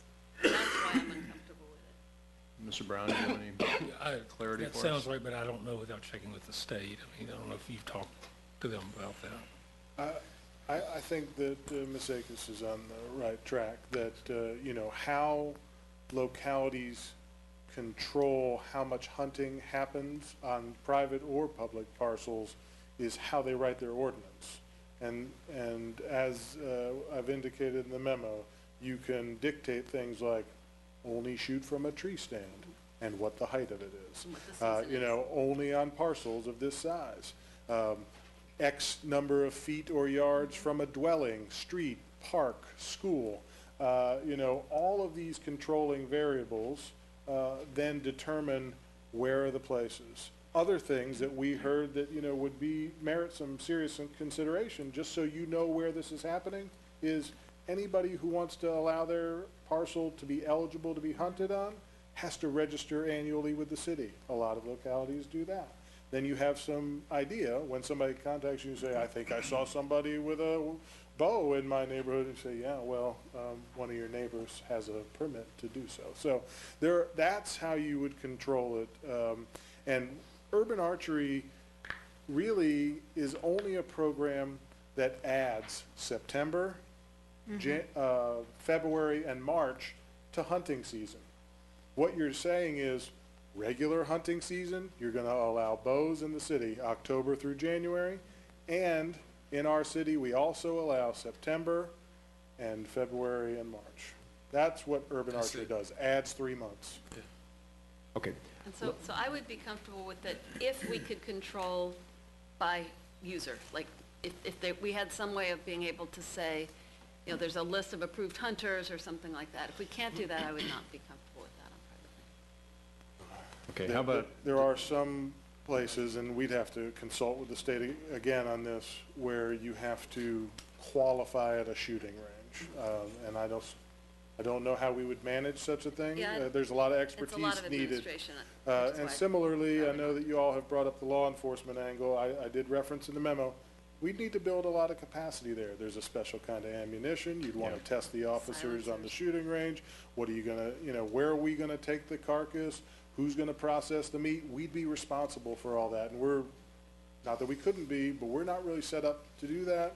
And some of the places where law enforcement does that, like Lynchburg, Blacksburg, Roanoke, things like that, they're by a lot more meat processors than we are. let me try to get a couple more information about where we are. So other criteria, depending on where staff advises us on this question about an organization or whether we can establish criteria. So it sounded like there was interest in this being insured. Would people like okay, so we'd like for you all to advise us on options for there to be a bonded or insured component to this. Ms. Galvin has staked out a hawkish position on 3 acres being the minority. It's more Are there any, for instance, I would be fine with an acre in the city of Charlottesville because we're scaled smaller with our lots because we're a denser city, but I still think it would be fair having looked at the number of lots. So that's my opening bid for the acreage. Are there other? Yeah, I'd go with 3. Remember, this is like a trial program almost, and we That's can what I'm change saying it. before, is a trial. So, Okay. I would start with 3. Other opinions on the acreage? Ms. Akos, Mr. Bellamy? I'm fine with acre or 3. An acre or 3, okay. So, Ms. Akos, do you have an opinion? Well, mine really is more about the managed nature of the hunt rather than the land. So if it were on private land, I'm certainly better with 3 acres than 1. So can I respond to Ms. Sakos' point for a second? So I completely understand where you're coming from in regards to making sure we have a registry of sort, but when we look at the need right now in regards to making sure we do something to not eradicate all deer, but try to do something to get this issue under control, the time in which it would take for us to try and build a registry may only belabor or prolong the process. And that's something that I fear, especially if we want to move forward with trying to get this done. And with using public lands, you don't need a registry. You go through groups and you contract with them and they do it. And we have really till September because there can't be hunting before Correct. September. Correct. So I'm not sure that Okay. that's too much of a concern. Okay. But thanks, yeah. Yeah. Can I ask another question about sharpshooting?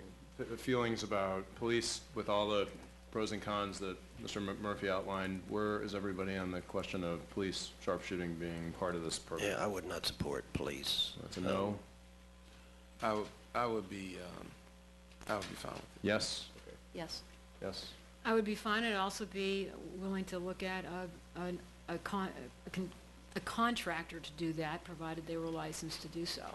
So it doesn't have to be our police, but it's a professional sharpshooting organization that would be allowed to shoot and use other means like baiting on public land. So you're talking shooting what? Deer. No, with what? It could be a gun, or it could be, or if we can get these professional bowmen, All right. I could go with that. Sharpshooting is strictly suppressed rifles. Okay. Okay, I And mean, so in the that's way a that. term of art. With bullets that fragment so that they stay inside the animal. Okay, so, And my concern about having people who are not sworn officers shooting is that we would have to change our ordinance to allow shooting by other people than now can shoot in the city. And I'm not sure that our public is really ready for that. okay, and I favor a hybrid approach with a program where the police are sharpshooting as well.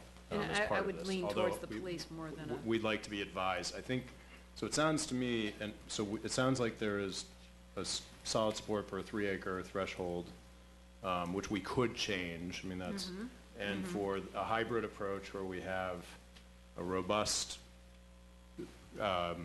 program for bow hunters with some criteria, including insurance and some other criteria that we'd like to be advised on, and that it also, and that we have police sharpshooting as a component of this.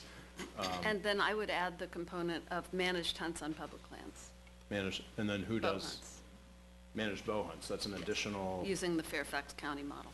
okay, and is there interest in Ms. Sakos's idea Or about we would managed? decide if there's an overpopulation in a certain area, say along Meadow Creek, So we could that target we it. could say, okay, on these 3 days, we're gonna close the park, we're gonna have people come in there and hunt, or, to actually tell people where we want them to go.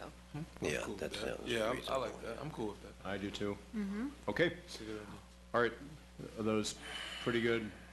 Is that enough direction? That's substantial clarity on several different components, And right? Mr. Murphy, we do need that buffer around the parcel to know where that animal goes.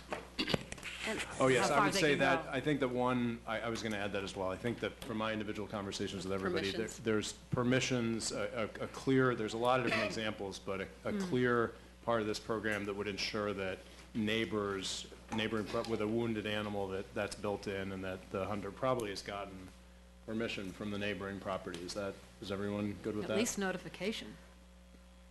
Well, at least notification, maybe permission based on, but I think we need advice. I think we've given a lot of direction right here, and now we need just advice from staff on what that translates into. And then I know that Mr. Kochko can draft an ordinance with us, right, based on this. Yeah, actually, the feedback. person who has coordinated the urban archery and hunting program since the beginning with Game and Inland Fisheries is a gentleman named Nelson LaFawn, and he is willing to work with the city, the police, city attorney's office to bring an ordinance to you all. I hope you don't mind, I'm just gonna hand you this That's Fairfax. fantastic, thank you.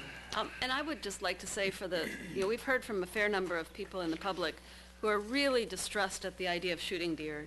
They live in the city, they don't live in this country, they're not used to that kind of thing coming up. And, we have a lot of animal lovers, including myself, and I just have to kind of think about what I have experienced several times. My backyard backs onto the bypass. And so I have seen the kind of culling that we're doing now in absence of a cohesive program. We're culling them with cars. And they scream, which I hadn't realized. They lie in the road and die slowly, often wrecking a car, injuring people, and that's not a satisfactory program for us to have. And so what we're doing now, I think, is more humane for the deer as well as for the people in cars and for the people in their gardens and yards. So I do support this approach. And I would also say there's no enthusiasm in having or wanting to do this. There might be enthusiasm in arriving at a program and a policy sooner rather than later, but this is it's grievous. It's not.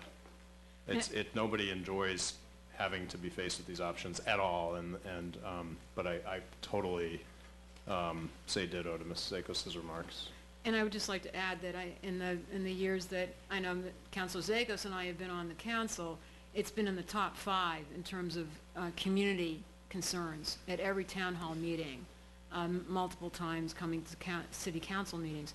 I've been hearing it at every holiday open house this year and every past 4 years. So I think it's very much a community desire that we control the population of deer. So thank you very much for your hard work on this, Mr. Murphy.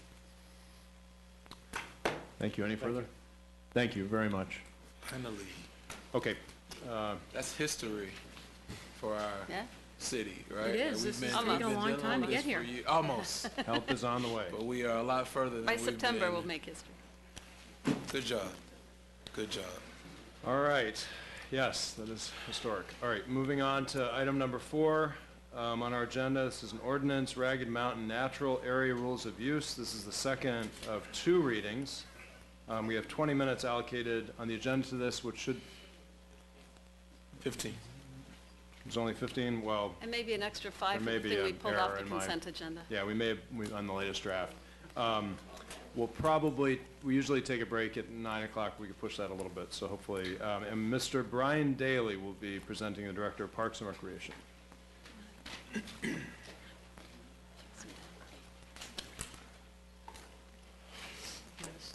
Good evening, Mr. Mayor and members of council. I will be very brief. The item before you this evening is the second reading of an ordinance concerning permitted uses at the Ragged Mountain Natural Area.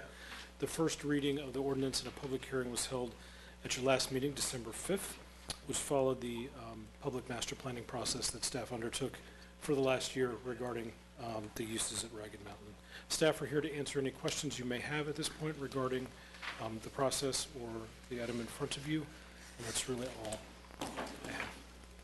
Mr. Signer, may I? That was brief. Wow. May I introduce All the right. language Yes. that I pulled off the consent agenda?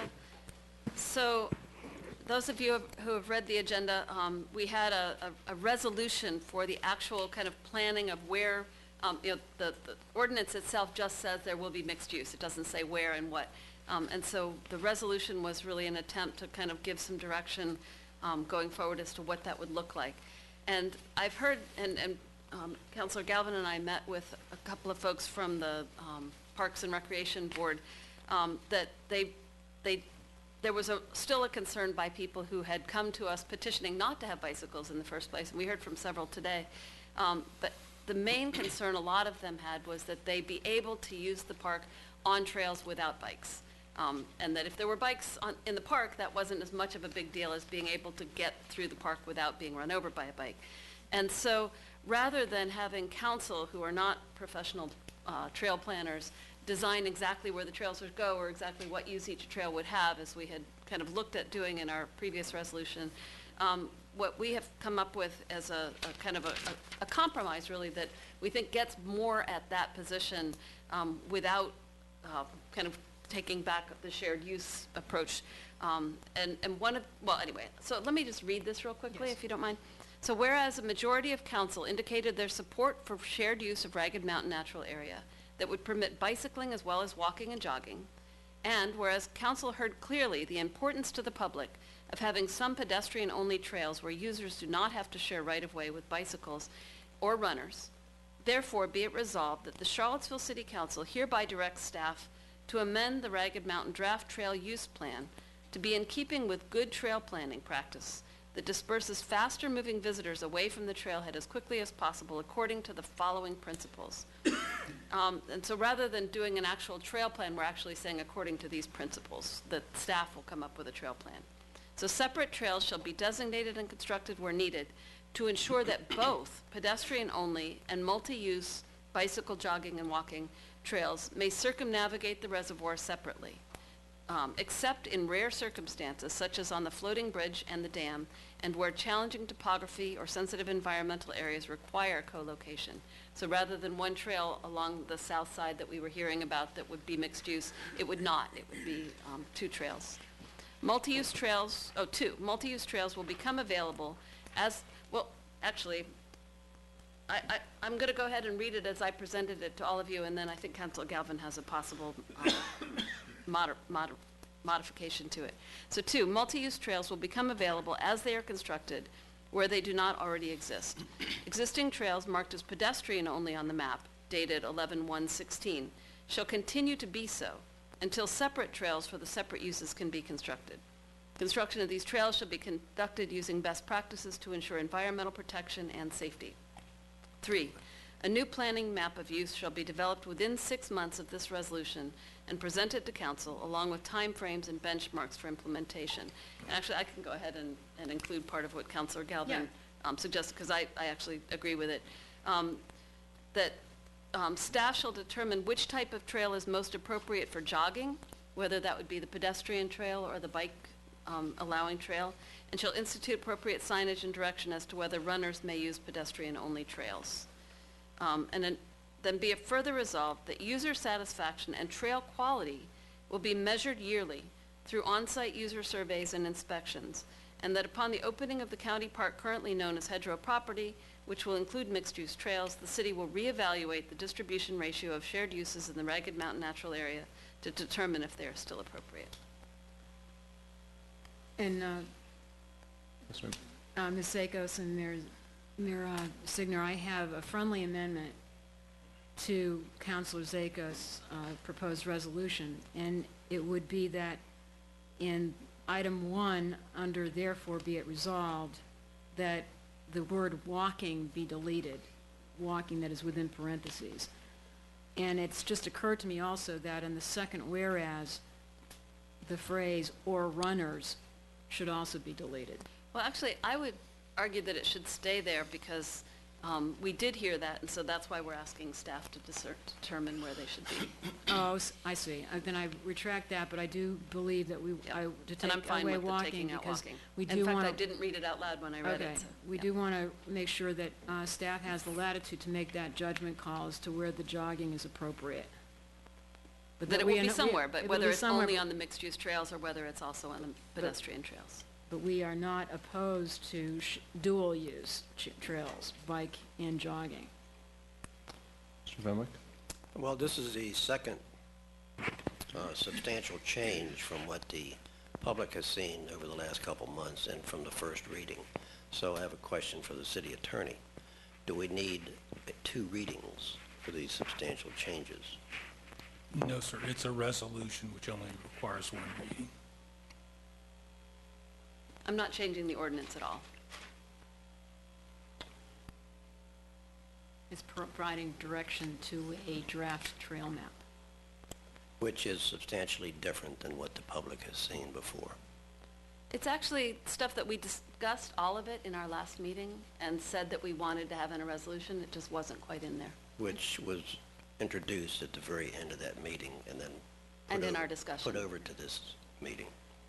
And in many ways, the map that was introduced at our last meeting is very similar to the map type D that has already been discussed in the All public. right, well, we'd have to agree to disagree on that, Sure. so. Fair enough. And if this is the Excuse me, it's map appropriate, E. I'm sorry, it was map E. without getting into back and forth, this is a general discussion at this point, or what are we doing here? General discussion? Yep, we're in a, I mean, Okay. we are free to not have to debate immediately right upon a motion, so everybody can still, because we're in a work session kind of mode, so, yep. Yeah, without getting into a back and forth with the people who want mountain bikes and the people who want natural areas, the letter from the county, for me, overrode everything. And we have a neighboring municipality who asked for a very reasonable deferral of this situation. May I just make a clarification that this is the resolution and that that was asking for us to defer on the ordinance? All right, well, that's why I asked if this is the appropriate time to discuss this now, and I was told yes. I think it's fine. And Let's I not have would any. rather Can we- discuss them Yeah, but separately. I'd rather allow Mr. All Fenwick right. to just proceed. Thanks.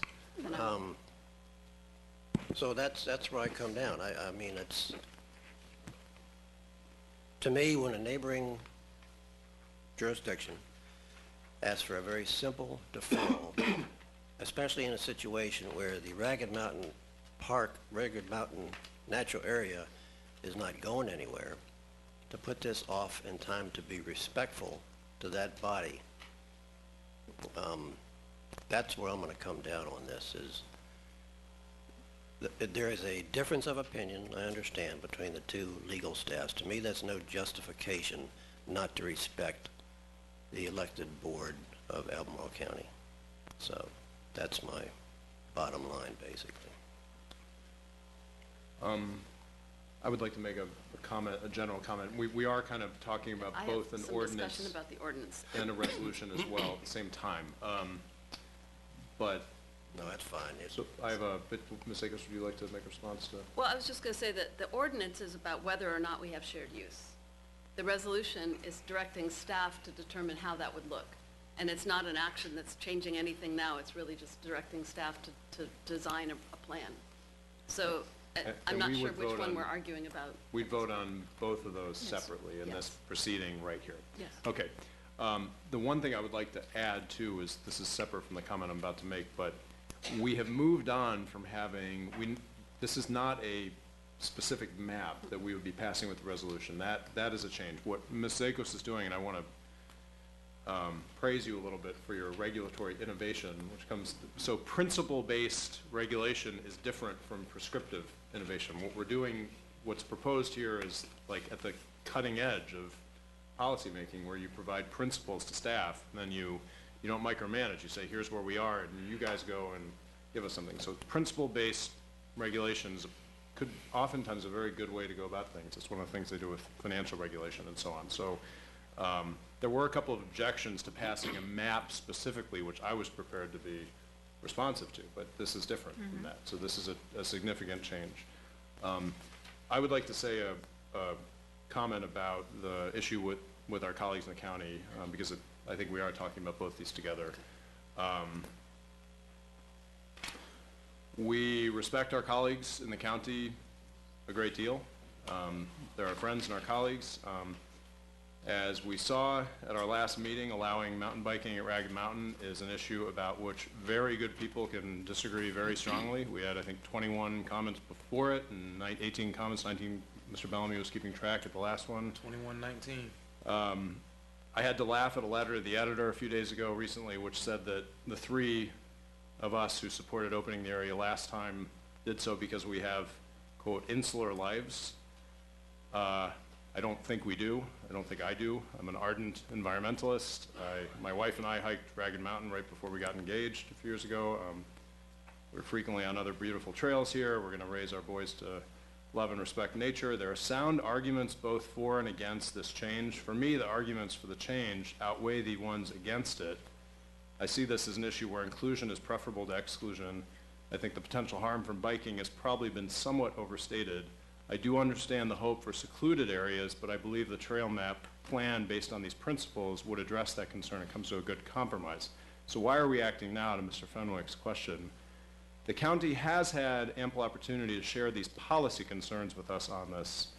I also don't believe, as a practical regulatory matter, that water quality is at issue. And I believe, where all other things are equal, that we should act to move forward on issues like this rather than just debate constantly and stand in place, which we hear a ton of opinion about. We are very strongly committed to cooperation and collaboration with our friends in the county. We have seen that with 4 memorandums of understanding that are starting us down a path of cooperation, harmonization on 4 different really important areas: transit, natural environment, education, redevelopment, and housing. However, we are also sovereign bodies with the right to make our own policy decisions. The county certainly has done that recently with the courts and parking. We both are sovereign bodies. We've been advised by our attorney that we have the right to move forward as both a policy and a legal matter. And we will consider tonight another ordinance that will attempt to resolve the conflict of ordinances, which has come up lately.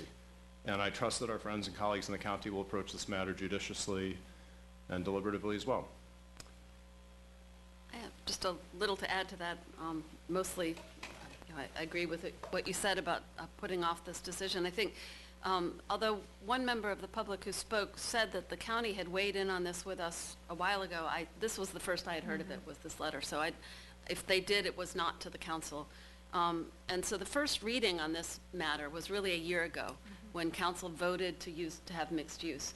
And so we've had from then, and actually the several months leading up to then when we were talking about making that decision, until now for the county to have weighed in on this.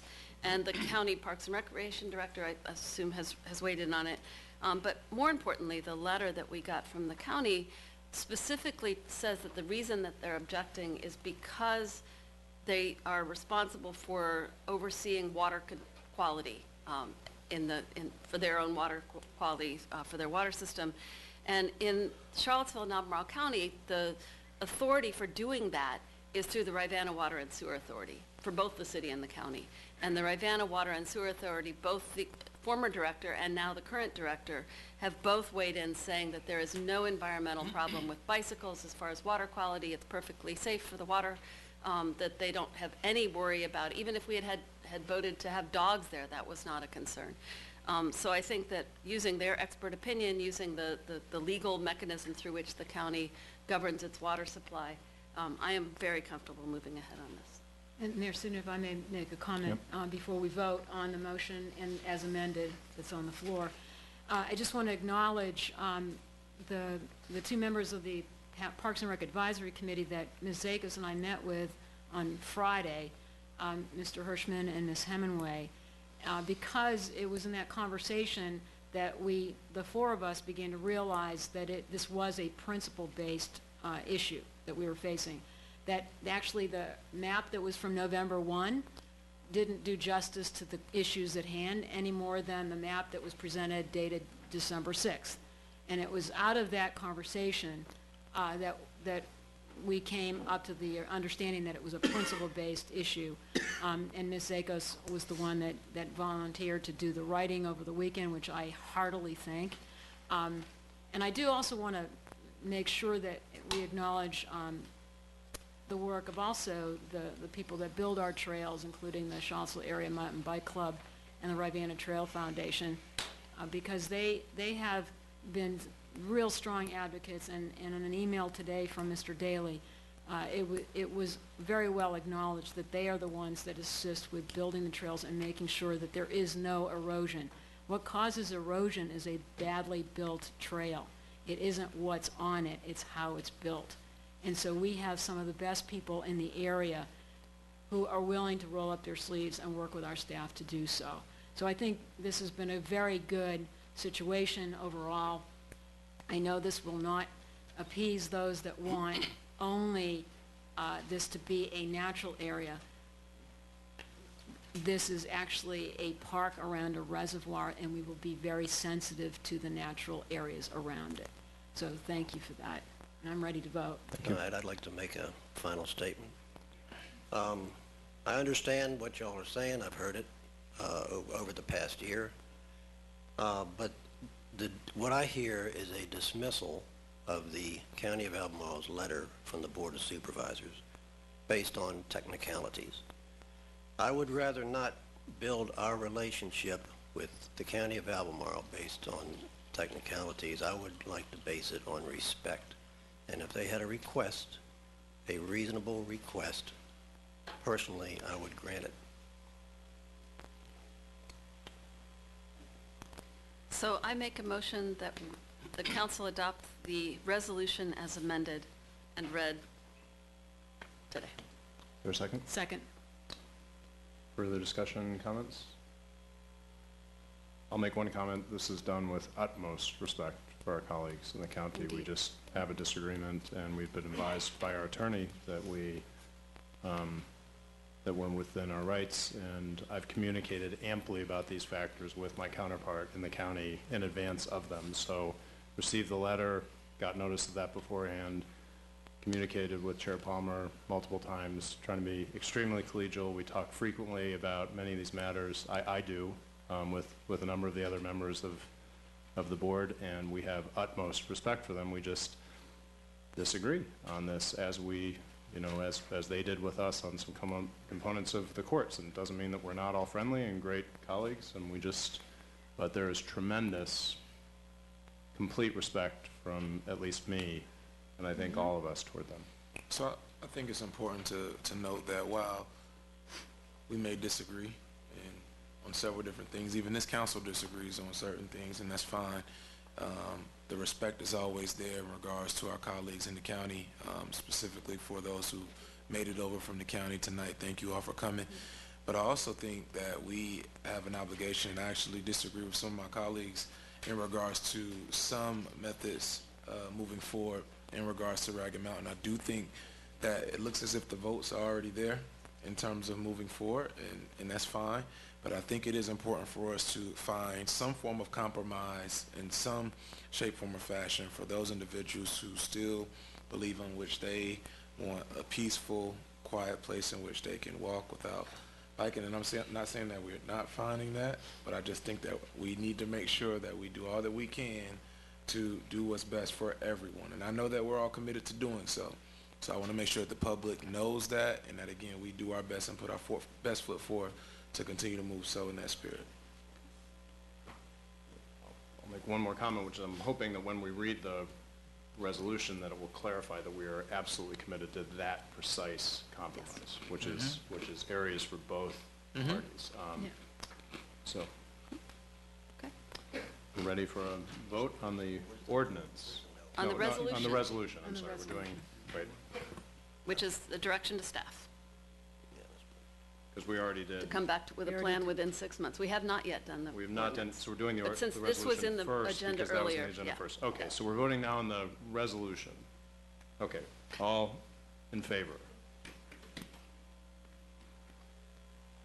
Page, this is the language.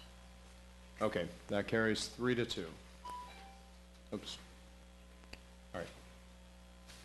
Okay, now we're moving on to the ordinance. This is the second of 2 readings. Huh, okay.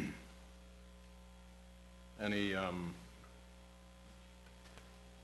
Well, since we've already had a motion and a we've already had a second. motion and a second. Yeah, so we're just, any further discussion or questions on the ordinance?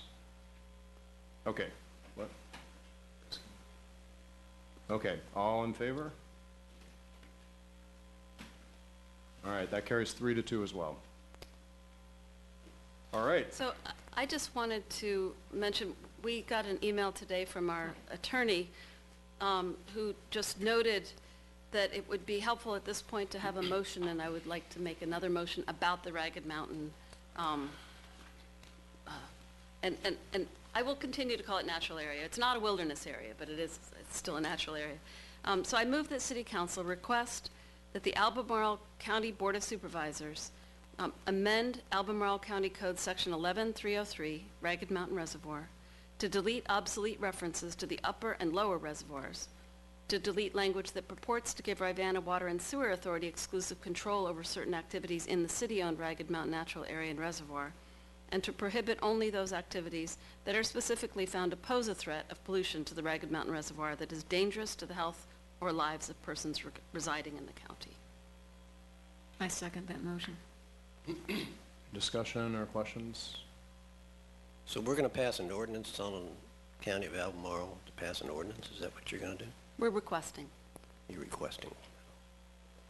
If Mr. Brown would like to Would you like to elaborate at explain all? that? Certainly, thank you.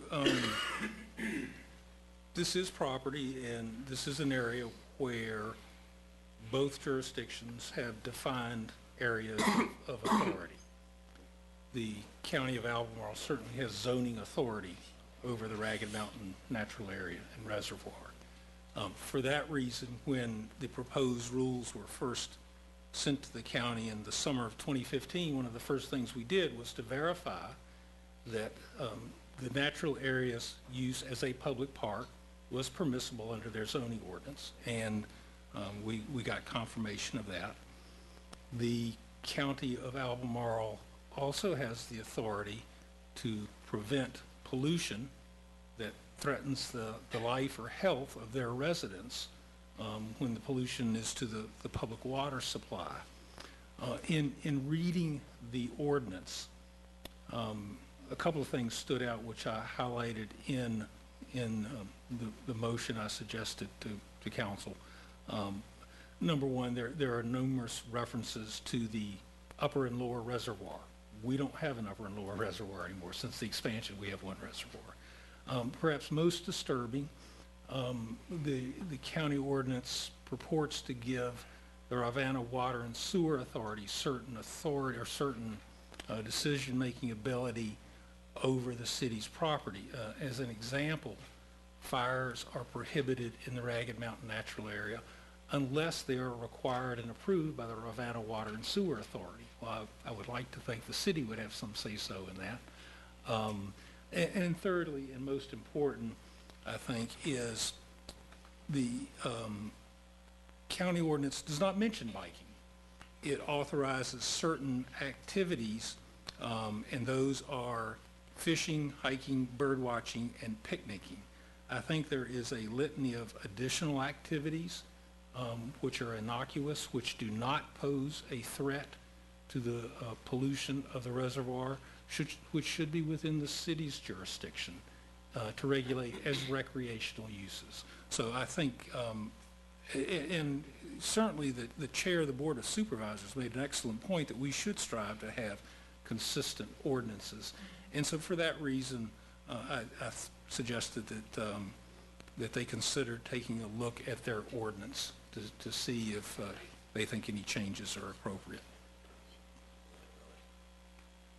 And the operative word in the motion made by Councilor Zakos is request. It's a request. That may be the operative word, but the operation is we are treading on Albemarle County's ground. That's how I see it. I just feel very, very uncomfortable. They're perfectly able to take care of themselves. And why didn't you just send this to the county attorney and you two work this out? Why does it have to be a formal vote on an ordinance? Well, actually, you know, when we first began our conversation, the request was to let them know what uses the city wanted to permit and wanted to allow so that they could consider amendment of their ordinance. So I think we're acting consistent with that request. So this is your best legal judgment on how to do this? Or is this your judgment on how to do this? Yes, sir.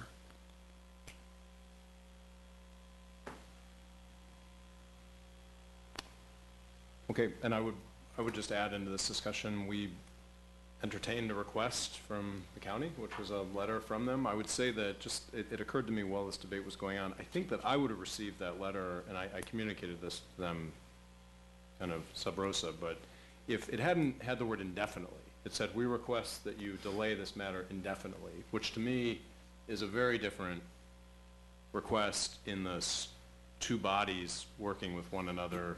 It's not for a month or 2 months while we resolve this. It says, we're not sure if we're ever going to resolve it, but in the meantime, you all should just hang on, and that's not what, I think where we were, and that's not what our constituents have been asking for on this. So, but, you know, it is just a request. It's communication. So are you saying if the word indefinitely were not in there that you would, this council would have?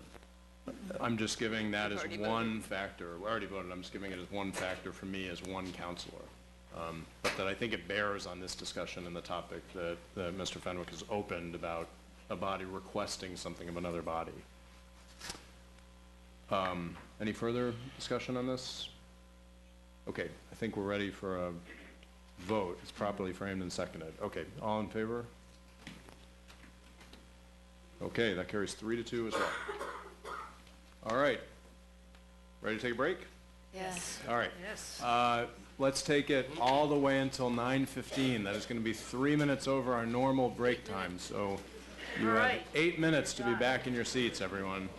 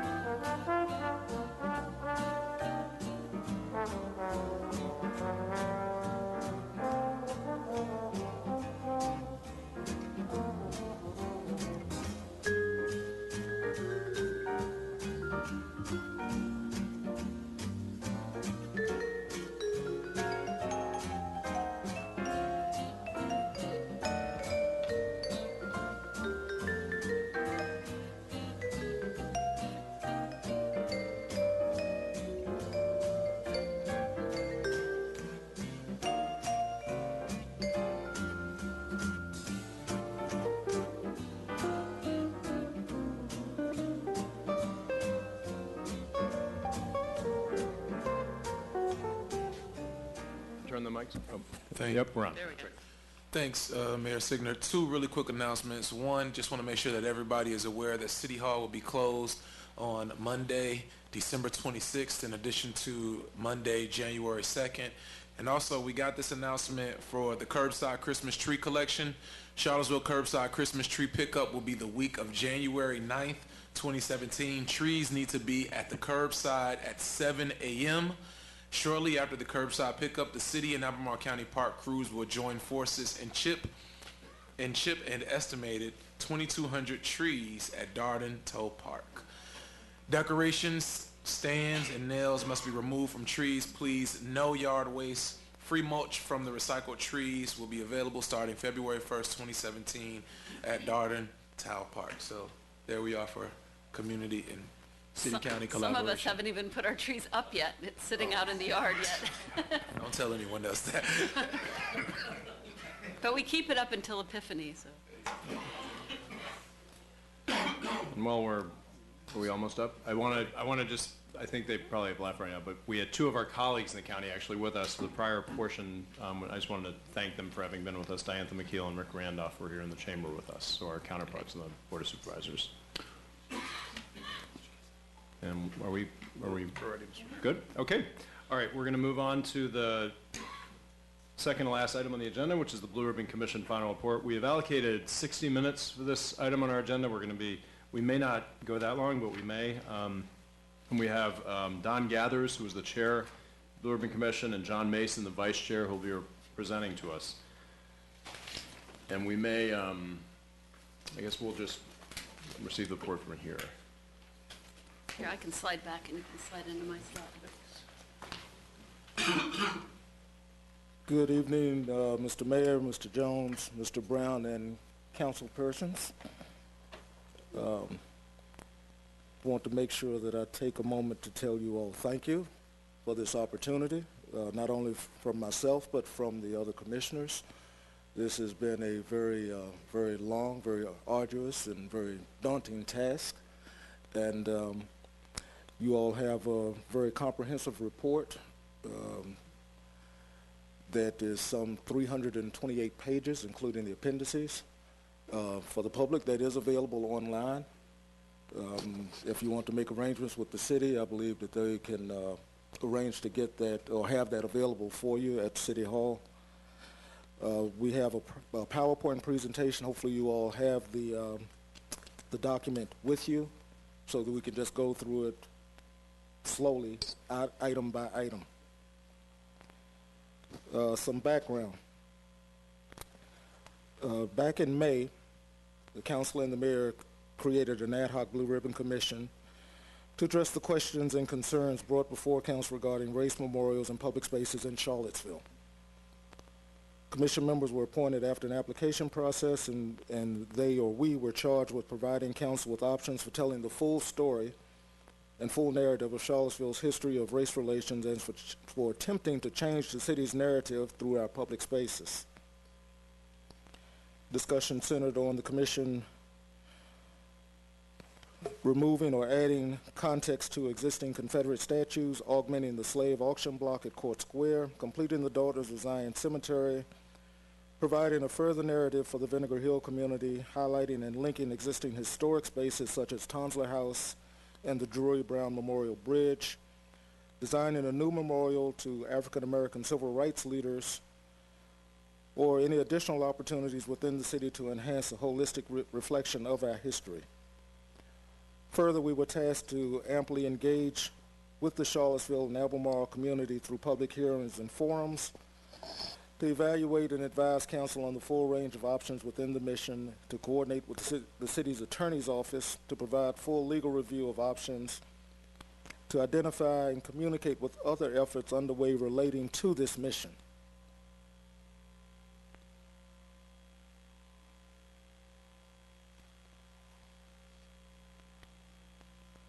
As just a preface or preface, few institutions and communities in the United States, if any, have ever fully explored the truths and legacies of slavery, the Jim Crow era, and white supremacy.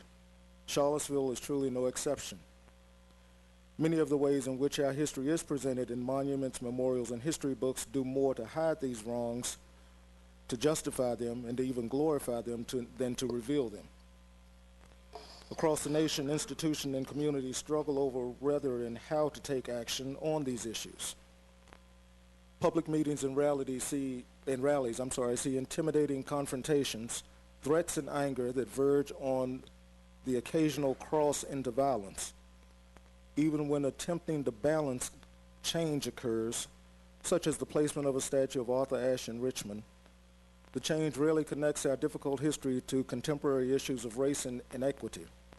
These types of corrective issues instead create a superficial understanding of both history and problems in the past, or the false sense that these problems have been resolved and do not necessitate further action. While these conflicts may be painful, the attention brought to our racial history and problematic racial narratives is an opportunity to tell a more complete and comprehensive racial history and to change these narratives that may not happen again. The Commission wishes to acknowledge and assert the following as fundamental to our work contained in this report: that far too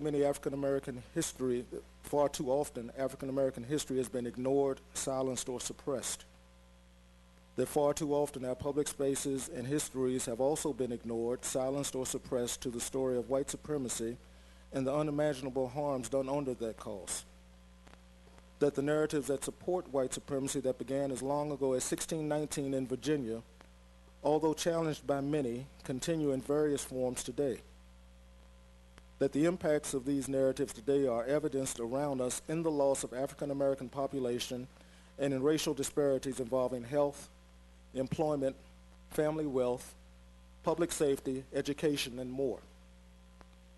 That to tell a more complete racial history and to transform these narratives in order to become the community we want to become, it is necessary for us to use our public spaces to promote understanding of all our history, both good and bad.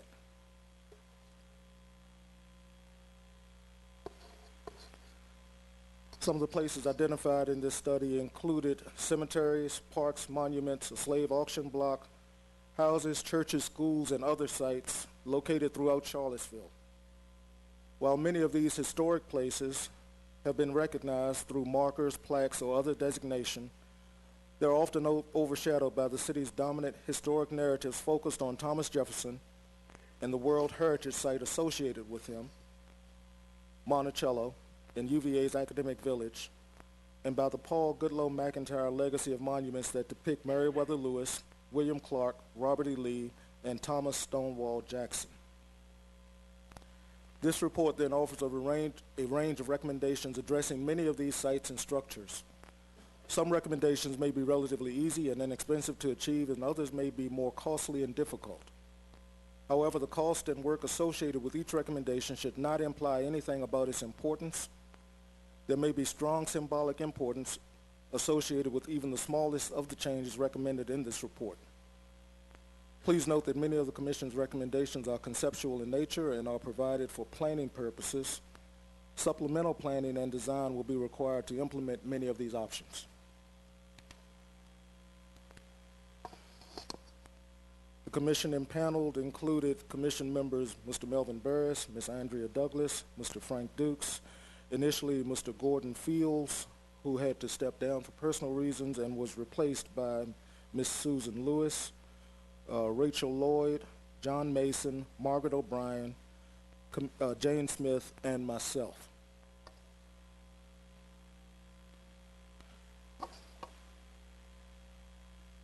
Why the change matters. Telling the full story of Charlottesville's history of race and doing so in ways that change the city's narrative matters for many reasons.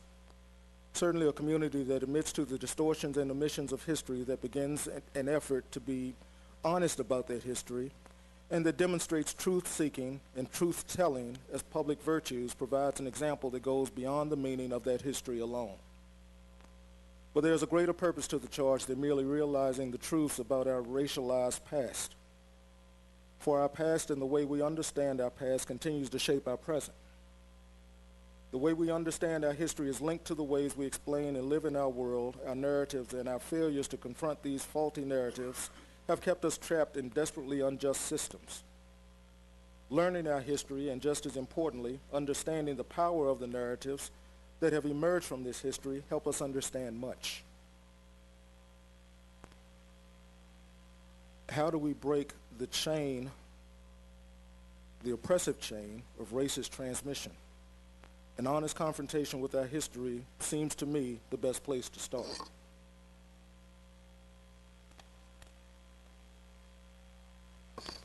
City staff has provided extensive support to the Commission's work. City Manager Maurice Jones, Assistant City Manager Mike Murphy, Director of Human Services Khaki Dimmock, Manager of the Office of Human Rights Charlene Green, Deputy City Attorney Lisa Robertson, and Executive Assistant Terry Bentley set up meeting space, led meetings, moderated the public forum, provided food, transcribed public meeting notes, led the bus tour, offered interpretation of legal issues, and provided researched background information along with other critical tasks. The Commission is extremely grateful for this coordination and support, and I will tell you that none of the work that we were able to put together and do, including this comprehensive report that you have, would have ever been possible without the assistance of the city staff that was appointed to us, and we're truly grateful for that. Research and data collection. Excuse me. An ad hoc advisory group on Confederate memorials and street names in Alexandria was included in this collection. This issue is not only us, we're dealing with, people are dealing with this all over the country. Some of the other localities included St. Louis, Missouri, the Unmonumental Group, and the Sacred Ground Historic Reclamation Project in Richmond. There were also actions in New Orleans and in Baltimore that we followed very closely. City staff also provided us information on the City Beautiful movement, the design context for the Lee and Jackson sculpture. We invited several speakers to our commission meetings. They included Karen Van Lingen, UVA Architectural School, Kurt Van Dyck, UVA History Department, and Gary Gallagher from the UVA History Department as well, of the Now Center and the Civil War History. They all shared ideas and information relevant to our work. We also made a trip to Richmond to meet with Kelly Libby of Richmond's Unmonumental Movement. We formulated 4 subcommittees, excuse me, that included public engagement, subcommittee on case studies, inventory of historic sites, and historical context and background. We received a legal review from our Deputy City Attorney, Lisa Robertson, who provided us a summary of the legal issues raised by the 2016 Virginia Assembly Bill HB 587, the governor's subsequent veto of that bill, and the related court case in Danville that resulted in the removal of a Confederate flag from a monument on the grounds of the Sutherland Mansion. The City Attorney's Office also provided us legal interpretation of the terms of the deeds for the Lee Park and Jackson Park. The memo provided on September 28th is included in the report's appendix. We coordinated with several other agencies and commissions that included ideas on the for the Blue Ribbon Commission, including the Preservers of the Daughters of Zion Cemetery, the Ivy Creek Foundation Board, Preservation Piedmont, and the President's Commission on Slavery at the University of Virginia, the Historic Resources Committee, and others. Regarding public engagement, the committee's deep interest in the topic of race memorials and public spaces resulted in continuous and vigorous engagement between the commission and the citizens of Charlottesville. Every regular commission meeting included 2 public comment sessions, totaling approximately 20 minutes or more. then trust me, it always was more. The commission received emails from the public through a group address, excuse me, and a comment, excuse me, and a comment section on the webpage, which was regularly updated with commission information. Members of the public also attended with us a bus tour of the historic sites. In addition, the commission hosted 3 public forums. The first of these forums was at the Jefferson School. The forum was intended to be a listening session and included 2 open public comment periods and a small group discussion period organized around 4 separate topics. Thank you. Number 1, what are the stories you want told about Charlottesville? And thank you. Anyone else?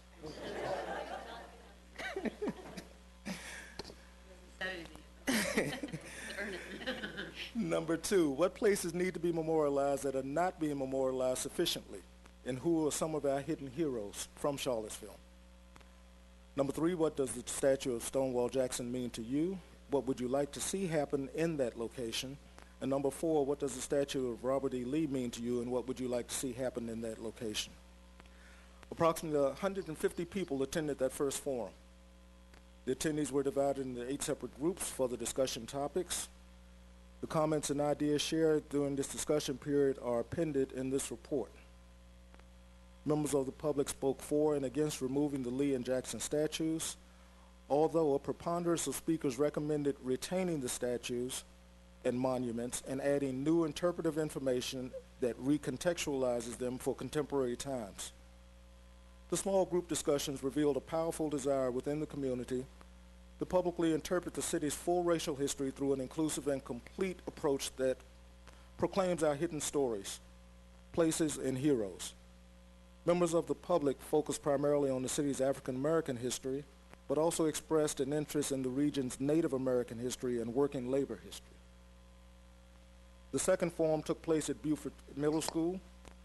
This forum was intended to elicit the public's input for a select group of concepts and actions and options related to the Commission's mission. Members of the public were allotted time at the beginning and at the end of the meeting for general public comment, and then voted with stickers for various recommendations listed at different idea stations. Members of the public focused primarily on the disposition of the Lee and Jackson sculpture and spoke equally in favor of removing the sculpture and retaining it in place. The third and final public forum took place at Walker Elementary School. This public forum provided the Commission with an opportunity to share information about the recommendations that we will be providing to you in this report. The Commission read a synthesis of the complete set of recommendations and heard public comment about them. Most speakers focused their comments on the recommendations related to the statues, and a large majority speaking in favor of moving the statues. Expenditures. City Council did indeed expend or allocate $10,000 for the work of this commission. We are more than happy to report to you that we spent just slightly over half of that. I would love to see that be given to the city staff in a bonus, but that's not my call.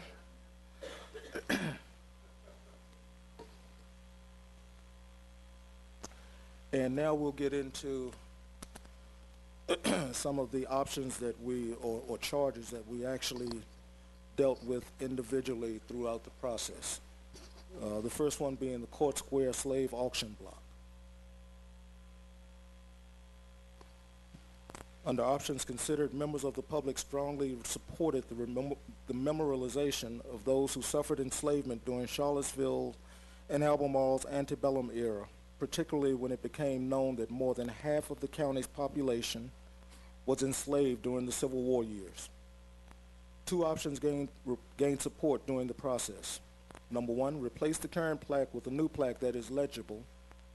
Number two, create a new memorial for Charlottesville's enslaved population. We all found it completely reprehensible, the state of the existing plaque that exists in Court Square to depict and to memorialize the slave auction block for the city of Charlottesville. Preferred option, the concept, the commission voted unanimously to support a two-phase process for interpreting the slave auction block and memorializing those who were enslaved in the Charlottesville area. First, to install a proper visible historic marker to replace the current illegible marker, and second, to commission a new memorial through a competitive RF&P process. The commission suggests that the memorial be located on or near Court Square. Members of the public consistently supported the replacement of the slave auction block plaque and an addition of a new memorial for those who were enslaved in the Charlottesville area. Under legal issues, the installment of a new plaque and memorial on private and/or county property may require some negotiations between the city and the other entities. Under cost, the cost to design and fabricate a new plaque is likely very low, between $500 to $1,500. The exact cost associated with commissioning a substantial new memorial are unknown. However, the proposed Vinegar Hill Monument provides a recent cost comparison, suggesting that possibly $300,000 to $500,000 is a reasonable estimate. Our next issue was the Daughters of Zion Cemetery. Some brief background: the Daughters of Zion Cemetery is a historic community burial ground, located within the city of Charlottesville. The cemetery has already been recognized as significant in the history of the community through listing in the National Register of Historic Places. The cemetery derives its significance from its association with the Daughters of Zion Mutual Aid Society, a Reconstruction-era women's organization that sought to provide a place of dignified burial for the African-American community within the context of a segregated society. Established in 1873, the cemetery remained an active burial ground until 1995. It is currently owned and maintained by the city of Charlottesville. Many members of the Charlottesville community retain family bonds with those buried at the Daughters of Zion Cemetery. Over the course of 2015, several individuals and groups, in addition to the city, began discussing ways to address the concerns about the deteriorating condition of the cemetery. Several individuals formed a group known as the Preservers of the Daughters of Zion Cemetery to serve as the core organizers of the effort to improve the condition of the cemetery. The cemetery has been the subject of a preservation strategic plan back in April 2016 and a historic American landscape survey in June 2016. This plan provides a prioritized list of projects that addresses the cemetery's needs. The options considered, the commission endorses the planning currently underway for the Daughters of Zion Cemetery and did not formulate or consider additional conservation options. The preferred option concept, Daughters of Zion Cemetery Preservation Strategic Plan from April 2016, recommended a series of actions designated to conserve the cemetery. These recommendations are based on sound, federally recognized standards and best management practice and focus on the need for prioritization, landscape stabilization, and maintenance. The commission unanimously voted to recommend that the city continue to provide financial support for the efforts of the Historic Resources Committee and the Preservers of Daughters of Zion Cemetery to protect and maintain this important landscape. Under public response, the Daughters of Zion Cemetery was one of the top 5 places identified for memorialization during the Commission's first public forum. Under legal issues, legal documentation may be required for the incorporation of nonprofit friends groups that could support the preservation of the cemetery in the future. Under cost, the Daughters of Zion Cemetery Preservation Strategies report provided planning-level estimates of probable costs for priority projects ranging from $50,000 to $122,500 in total. Our next item was the Vinegar Hill community. Vinegar Hill is one of the city's first neighborhoods and was bordered loosely by Preston Avenue, West Main, and 4th Street. It was established by Irish families back in the early 1800s and was incorporated into the city of Charlottesville in 1835. African Americans first moved onto the hill after the Civil War. From the 1920s to the early 60s, it was the city's principal black business district and the vibrant center of the community's social life. Despite barriers to education and employment, African Americans gained economic opportunities through a wide range of small businesses in the Vinegar Hill area. Though many rented their Vinegar Hill housing, which often lacked running water, indoor plumbing, and electricity, residents lived and worked among their homes, schools, and churches in a very close-knit community. Over 55 of the homes and businesses in Vinegar Hill were owned by African Americans. In the 1960s, noting Vinegar Hill's large number of substandard homes, the voters of Charlottesville decided to redevelop the 20-acre neighborhood. Because of the implementation of a poll tax, many of the residents were denied a say in their own future. By March 1965, one church, 30 businesses, and 158 families, 140 of them which were black, had been relocated as part of the city's urban renewal process.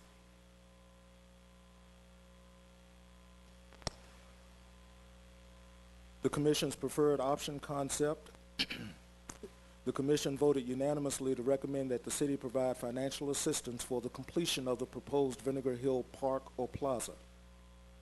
The Commission also voted unanimously, with one abstention, to recommend that the City Council provide financial assistance for the fabrication and installation of the Vinegar Hill Monument as designed. Finally, because of the Jefferson School African American Heritage Center preeminent position in telling the public's history of Charlottesville's African American community, the Commission voted unanimously, with one abstention, to recommend that the City Council provide financial assistance for the fixed costs of the center, which would include rent and common area cost.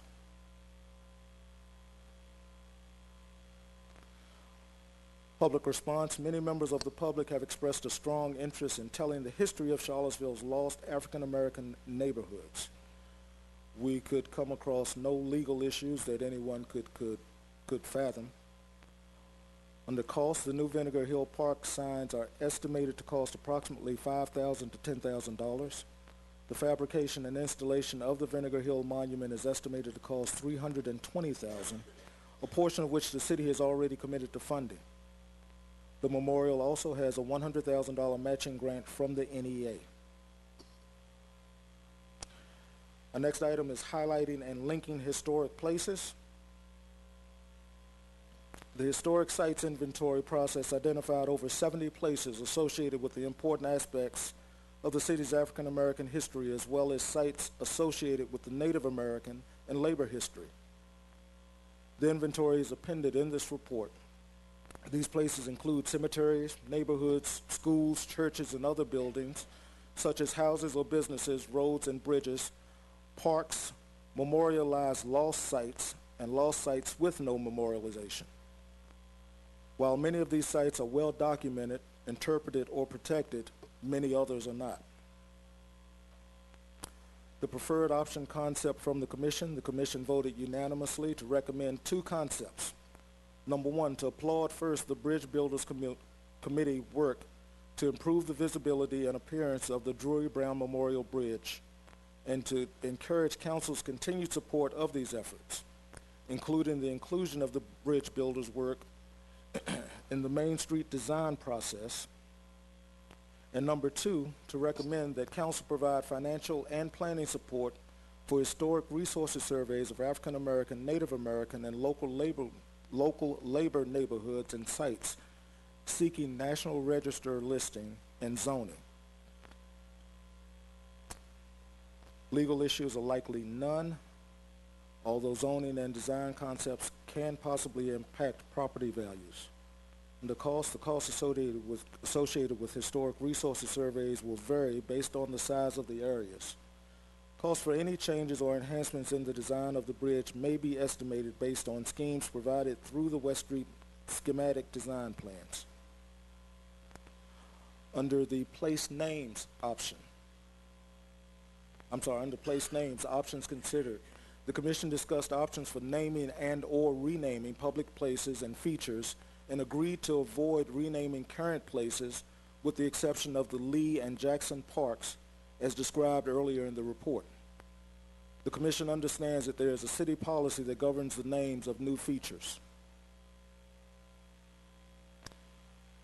Under new memorials, the commission considered options. The public offered many ideas for new memorials through the public forums and through other communications with the commission.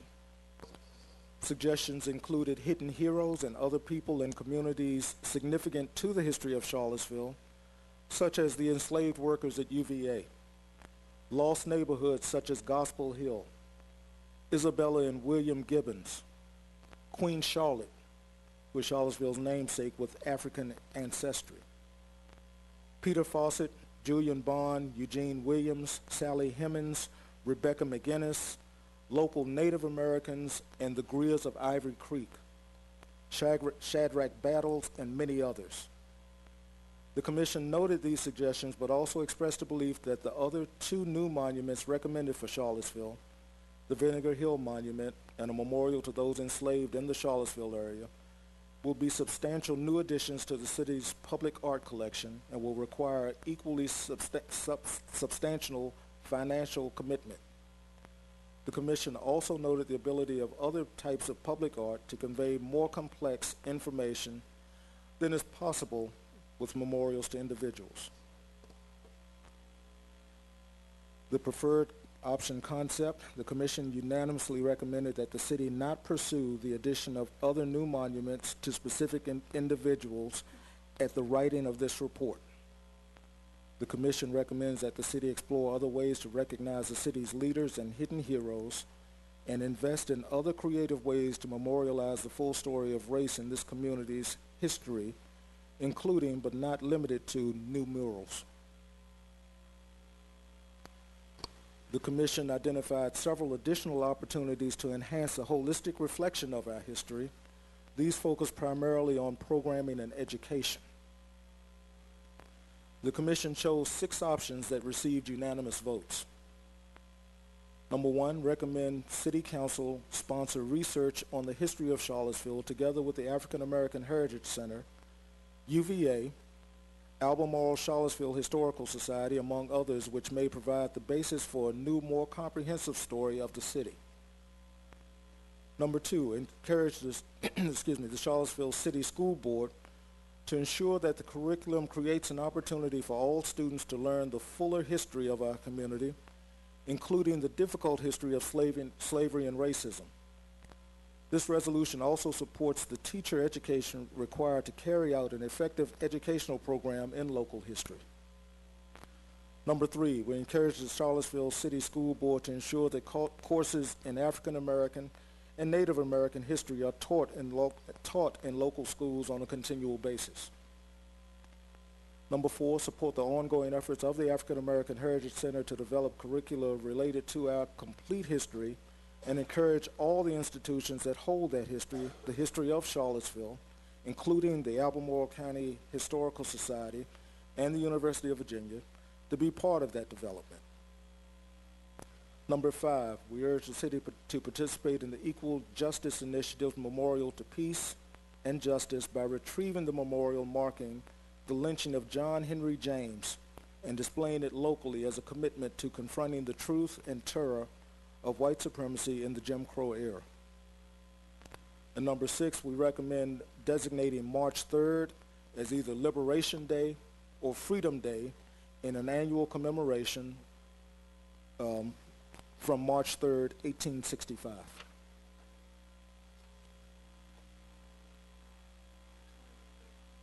Go right ahead. The date was the date that Union troops freed the slaves in Charlottesville and Albemarle, so it was Liberation Day.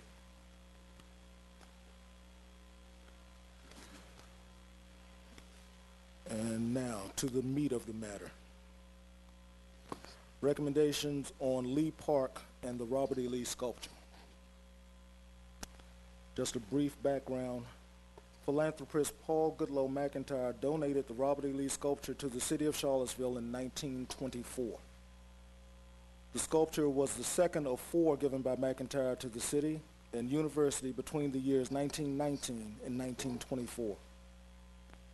The others included the Jackson, Lewis and Clark sculptures. Lee Park, a formal urban square, was also one of 5 public parks that McIntyre gave to the city.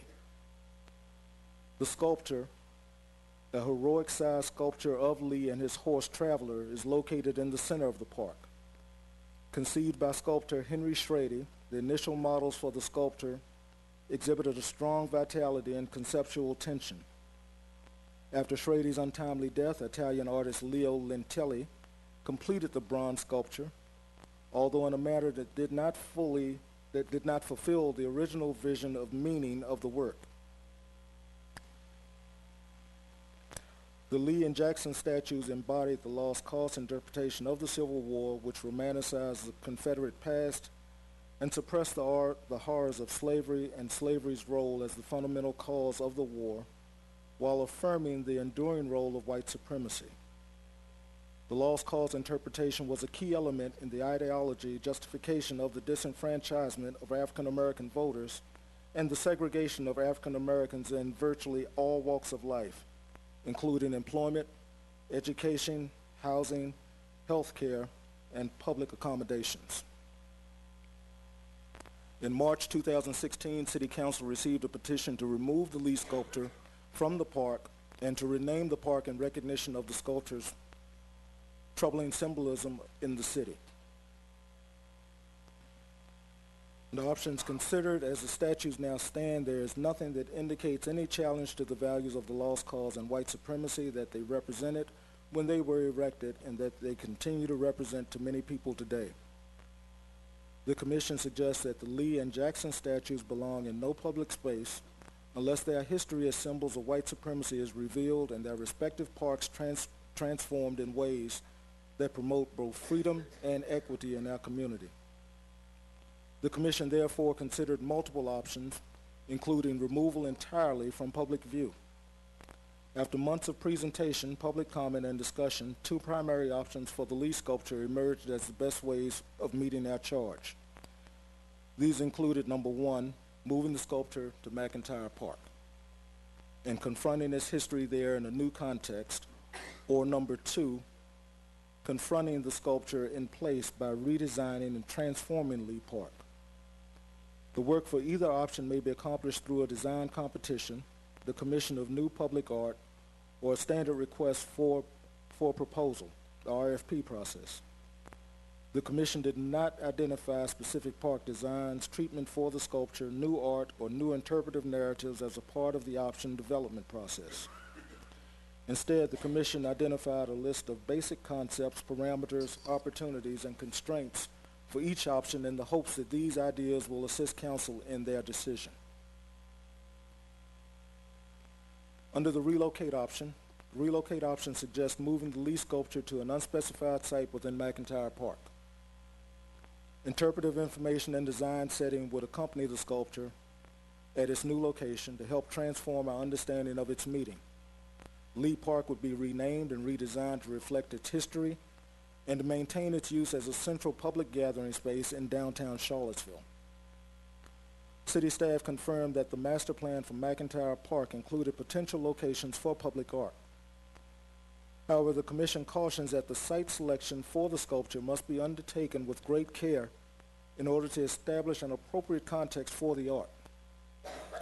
For example, placing the sculpture on hilltops or other commanding locations may allow the artwork to visually dominate large areas of the public park, which would then perpetuate a supremacy narrative that the city wishes to avoid. On the other hand, the Dogwood Vietnam Memorial and other historic places within the park may help provide a new but relevant physical and conceptual context for the sculpture that situates it in a broad scope of local and national history. The rationale for moving the sculpture to McIntyre included several key points. McIntyre Park and the Lee sculpture both share a historical association with Paul McIntyre. McIntyre Park contains other major veterans memorials, which provides a new context for the Lee sculpture.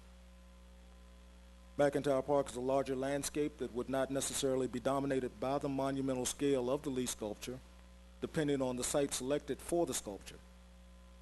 Moving the Lee sculpture provides an opportunity to redesign the central square, Lee Park, to better fulfill its current role as a space for public activities.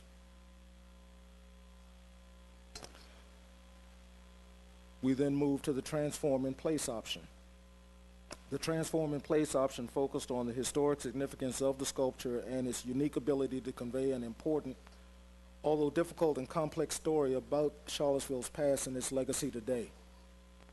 Using an additive approach, this option's success would rely on the inclusion of new, accurate historical information and the transformation of the sculpture itself and its place in the city's evolution.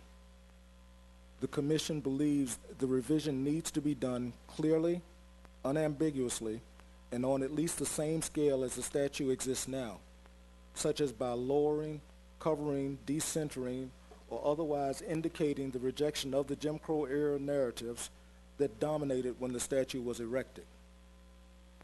New design that de-emphasizes the centrality of the sculpture and counters the lost cause narratives could achieve a real transformation of both space and the narrative.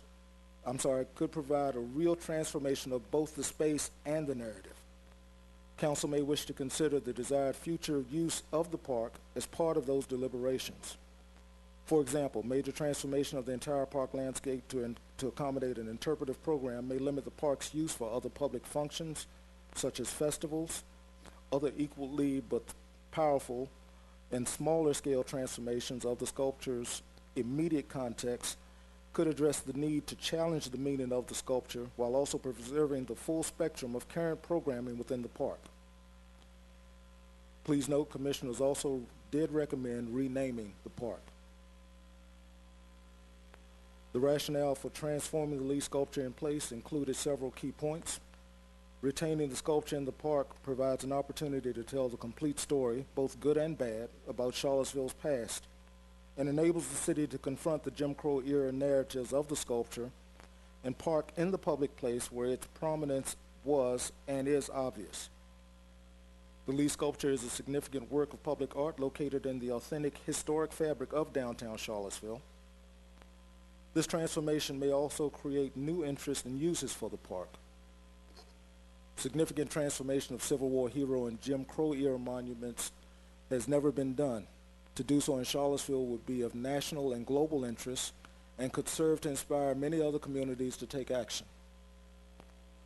Numerous Charlottesville's African American residents who had lived through decades of suppression of their history oppose removal on the grounds that it would be yet another example of hiding their experience.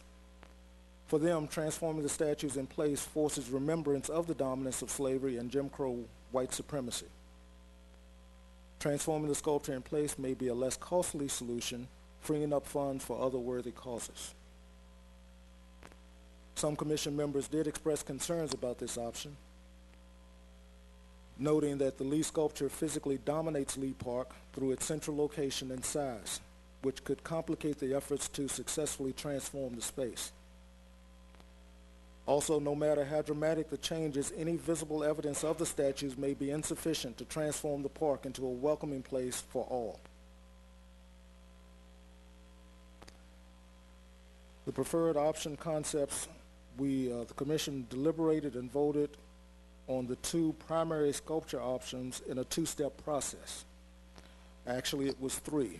We initially had a vote on the removal or moving of the sculptures or keeping them in place with transformation and contextualization.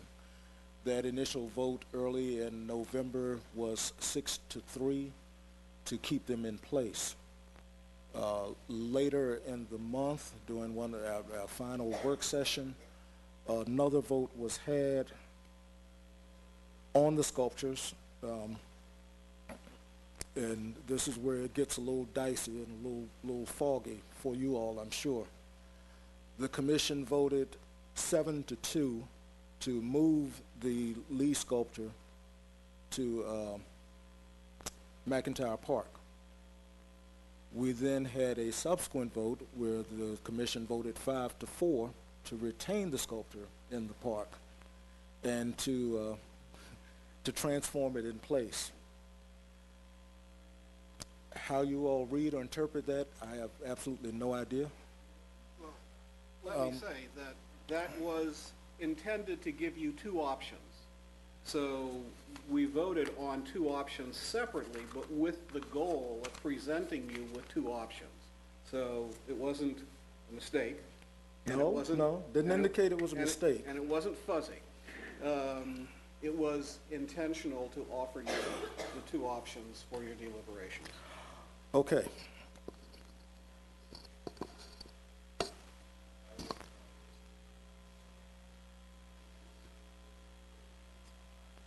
Yes. And we basically went through the same deliberations for the Thomas Stonewall Jackson sculpture with many of the exact same commentary that you already have. I will tell you that on the Stonewall Jackson sculpture, the vote was 1-8 to move it to McIntyre Park, and then 8-1 to transform it in place. So, that being said, you all, I'm sure, have the full documentation of our report. Again, we would like to thank you all for this opportunity. It has been quite a journey. We also want to thank the public for all of their input. Their information and their feelings and opinions has been vital. It's truly a hot button issue and topic, and we just want to thank everyone for coming out and giving us their ideas.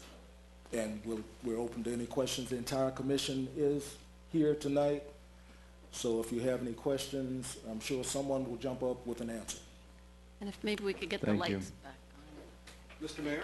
Yes, sir. Make two quick comments. Sure. Quick Can you comment introduce yourself, even though at the beginning you were, just say? I'm John Mason, and I'm the Vice Chair of the Blue Ribbon Commission. Two quick comments. One is that when we talk about white supremacy, we're not making it up.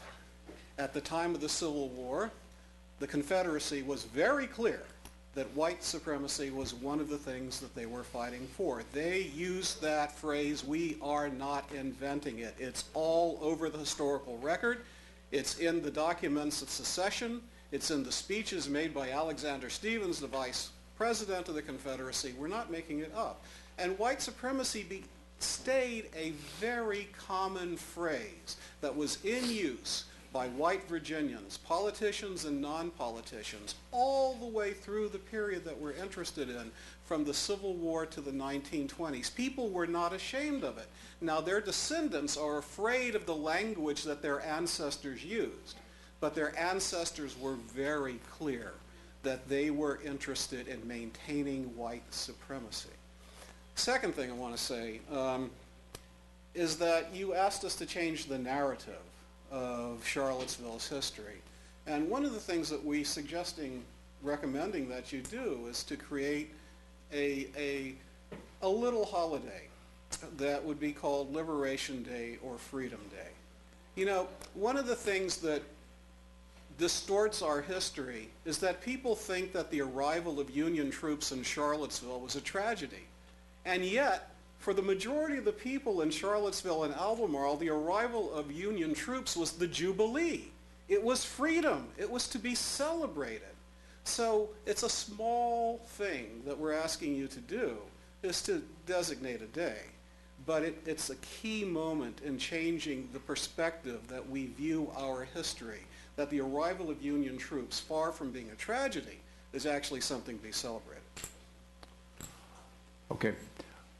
I want to, first of all, thank you both very much. We have to figure out how to proceed here because we have this business, then we have some more ahead on the agenda. But I just want to say just right now, thank you all very much for the immense amount of work, to the members of the commission, to the public. This was a really unique issue this year in the life of this particular council. That's one of the reasons that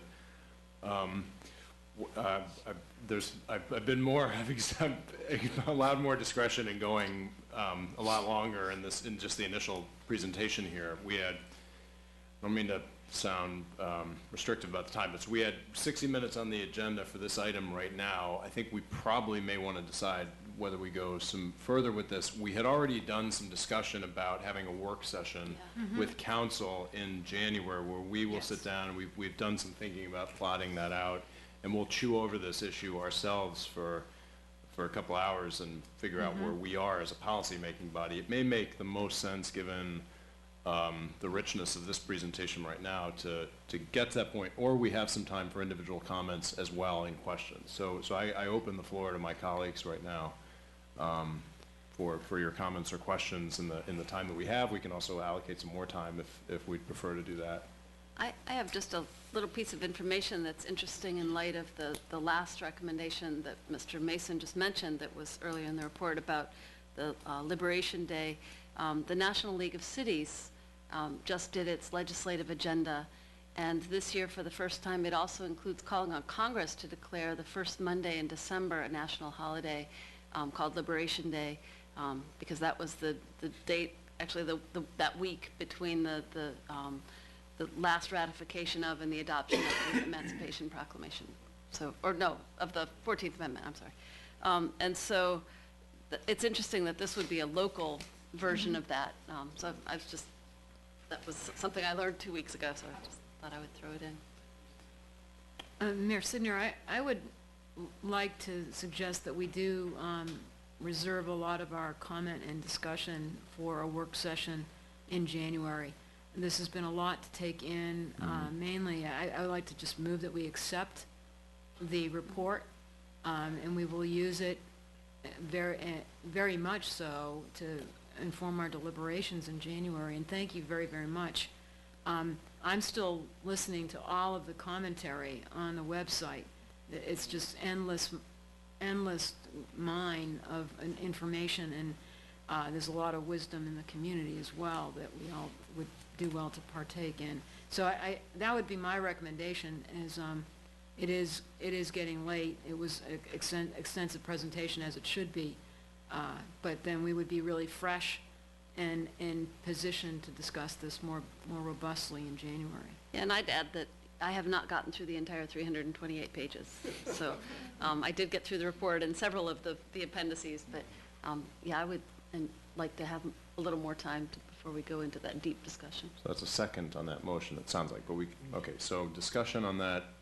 So further discussion, anything anybody wants to say? I know that there was some interest in Fenwick.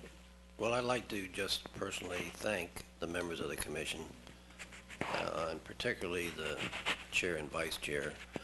When this came up, somebody made the comment, this is going to ruin the city. And the way you have conducted yourselves in the meetings and out in public and tonight shows that we can have the beginning of this discussion. There are many more things we have to talk about, and I just want to make sure we don't hit a bump in the road and it stops.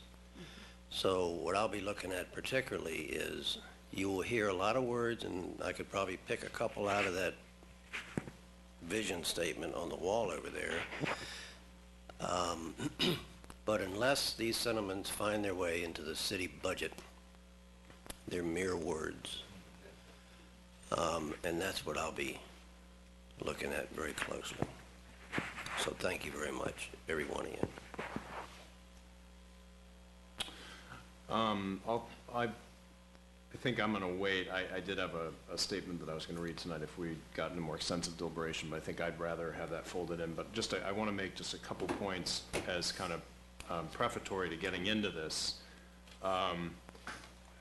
First of all, this process has been part of the contribution that you all have made. I cannot think of anything this year that has commanded such broad and respectful and diverse discussion as this topic, and the way in which you all have chosen to conduct it. I think that was really,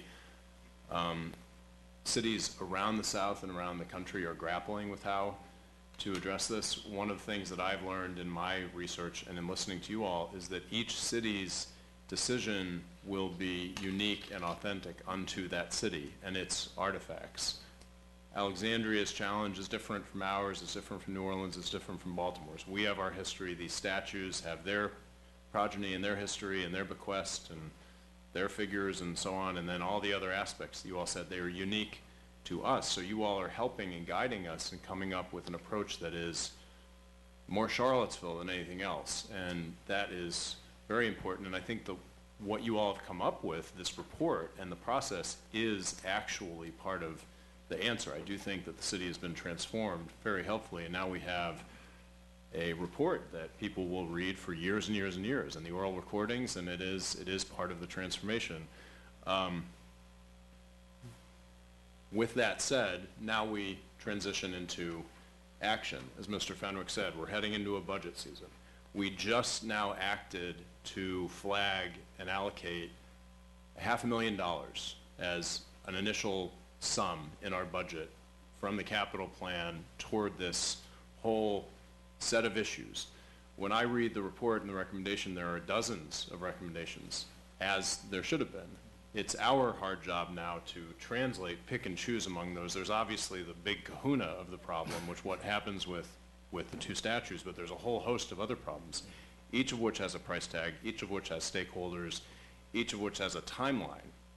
So if our bias is toward action and toward doing something rather than kicking the can down the road like a lot of jurisdictions have done, and toward changing the narrative and toward telling the full story of race, we have hard work ahead of us with how do we pick and choose and put this stuff into a timeline with stuff that we can spend money on, with a staff responsible in our budget who gets stuff done and conceivably within the foreseeable horizon. I just want to offer all those things because we now have a rough budget to work from, at least to start, and we have a lot of stuff that you all have given us, a lot of options, and we're going to have to winnow and narrow and make some sausage here, but in the best possible way. But I think it's been extremely valuable, and I'll just reiterate. I don't think any of us are trying to be coy. I will say, and I've been very frank in my commentary the two times I've talked about this previously. The two town halls I've done and the hundreds of conversations I've had, the most valuable thing to me has been local African Americans who grew up here and what they think. And the prevailing opinion I've heard, I would say 70 to 80% has been that they would prefer the statues remain as teachable moments and that we overcome that history and that we showcase our overcoming of it, and that is the conversation, that is the dynamic contribution today. People of good faith are going to be very angry at each other about these opinions. We will agree to disagree. There are very strong opinions on both sides. I will probably be attacked for where I'll be on this, and we all will be, but I don't want to be coy as we get into this. That is where I'm on that big kahuna of a question. I think that for me, the question is going to be transforming and adding, but I'm just one vote and one person, but I felt that I owed it to the community to be candid, at least at this stage.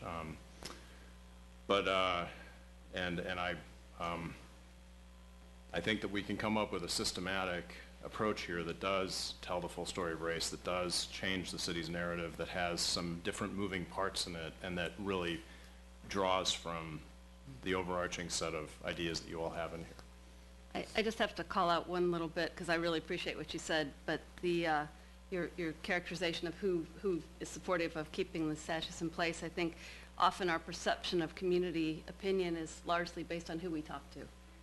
And I've had a very different experience in the folks in the community that I've talked to, overwhelmingly in the African American community, preferring that they go. And yes, there are people who also say that they should stay, but I've just, the ratio is almost diametrically opposed to the folks that I've talked to, who are also from here. Sure, absolutely. And I'd just like to say this is the conversation that I think we need in Yeah, January. absolutely. Because I just wanted this to is a comment long a little night, and we bit, just got the yes. report. There's I much agree. more we need to read, and I really, really urge us to reserve our discussion in January. Please, Ken. Let me just ask, is the thought process to bring the two bodies together for a work session in January? That work session will take part as a part of our council meeting as we've Yeah, right. agreed to during the beginning of the year. one of our council meetings will be a business meeting, the other meeting will follow suit as a work session of sorts. Okay. So it's my understanding that is how that discussion will take place unless. So not a council will joint otherwise. meeting, but Not a- you're always invited to any We'll meeting. probably invite you all to be there, and we may have questions And I for would- you all, but it would be a work session of our body. And Mayor Signer, if I may ask that we put it early on the agenda so that more people from the commission could come, and then they could leave early when we're finished. Bless you. Yeah, I think this happened to you before. At least once, Well, yes. so let me So I get haven't had us, an opportunity to. can I just get a quick? Wes is the one person who hasn't said anything. Absolutely. But just because the work session thing, are we talking about doing one in a regular council meeting or a separate? In a work regular session? council Regular meeting. council meeting. Okay, all right. But early Mr. in the Melnick, agenda. sorry. Okay. So, gentlemen, as well as the several members of the Blue Ribbon Commission, we can't thank you all enough for all of your hard, diligent work. I've seen some of the emails in which you all have received, in which have been, in some cases, very ugly, in some cases, very nice, and then you've also received some that were in between. It requires a great deal of thick skin of sorts to be able to sit in front of the public in the manner in which you have. It takes a great deal of wherewithal to be able to push through and have those civil disagreements in which you all have had, as well as coming to very clear conclusions as well as agreements on several different issues that you all have had in your meetings. And I think for that alone, you all deserve to be commended. So I really would like to show my gratitude and appreciation for you in that regards, in that respect. What you've done has been something that essentially this community, and according to several different people who I've spoken to throughout several different populations, they have been waiting for. You all have not just dealt with the issues of the quote-unquote, or to use the mayor's term, big kahuna. I like that. I'm still in that. The big kahuna issue of the statues. You've not just dealt with that, but you've dealt with several other very intricate and delicate situations and addressed very poignant things that have not been addressed, in my personal estimation, for far too long. You've very much so pushed this conversation forward out of the darkness and away from just essentially mumblings and people talking about it maybe in the barbershops or the hair salons or at church or at where they like to eat or even in the confines of their homes. You all have brought it to the light. And for that, you all deserve a great deal of appreciation and a salute of sorts. So thank you. As we move forward as a council, I completely and wholeheartedly agree with Councilwoman Galvin. I believe it is in our best interest for us to reserve our thoughts until we have our work session. There are a great deal of different opinions, but I think that this council also agrees on several different things. So I think it's important for this entire community to know that just because it may seem as if we don't agree on one or two things, it doesn't mean that we are not going to agree on several things, because we do. One of the things that I've enjoyed the most about being on this council, and especially even after this whole situation has taken place, has been learning from and working with these individuals and to address the elephant in the room, many of which who don't look like me, nor who aren't millennials, and I won't hold that against them. The millennials part. But to be very clear and very honest, we have learned a great deal from each other, from the maverick, Mr. Fenwick, to the thoughtful one, Mayor Signer, to the passionate one, Ms. Sakos, to the one who brings it all back together, Ms. Galvin. We've learned a great deal from all of us, and we're going to continue to learn and bring this community together in several different ways. The mayor touched on a very, very important part in our days ahead. Everyone will not agree with the decision that comes out of the individual mouths of each and every counselor. We won't be able to make everyone happy. But what I do think that we've done is brought this conversation to the forefront. And even though it seems as if in some people's minds that we are not moving forward because we are finally dealing with the issue of race, in many people's minds we are. And you can't oftentimes deal with the wound by only continuing to put a Band-Aid on it. Sometimes it requires the surgery, sometimes it requires a great deal of analysis, and sometimes it requires a second opinion from another doctor to make sure you get it right. And I feel like that is what we are doing today. That is what we are doing moving forward. And this community will be a much better place because of it. So thank you to everybody who's had a hand in this. Thank you to all the brothers and sisters who've come out tonight. I've enjoyed reading some of the signs, and everyone else who's been partaking in all of this great deal, this heavy conversation that we've been thrust upon, and even in national light and national attention. And those things don't matter, because I think the mayor is also right. We have to make sure we get this right, specific for Charlottesville, and I think all of us are committed to doing so. So thank you, Mr. Jones, and the rest of your staff, and as well as our fellow colleagues up here on council and the entire city and the area as a whole, whether you're for or whether you're against, or wherever you lie in between, we will be a much better place because of this. So thank you. Thank you.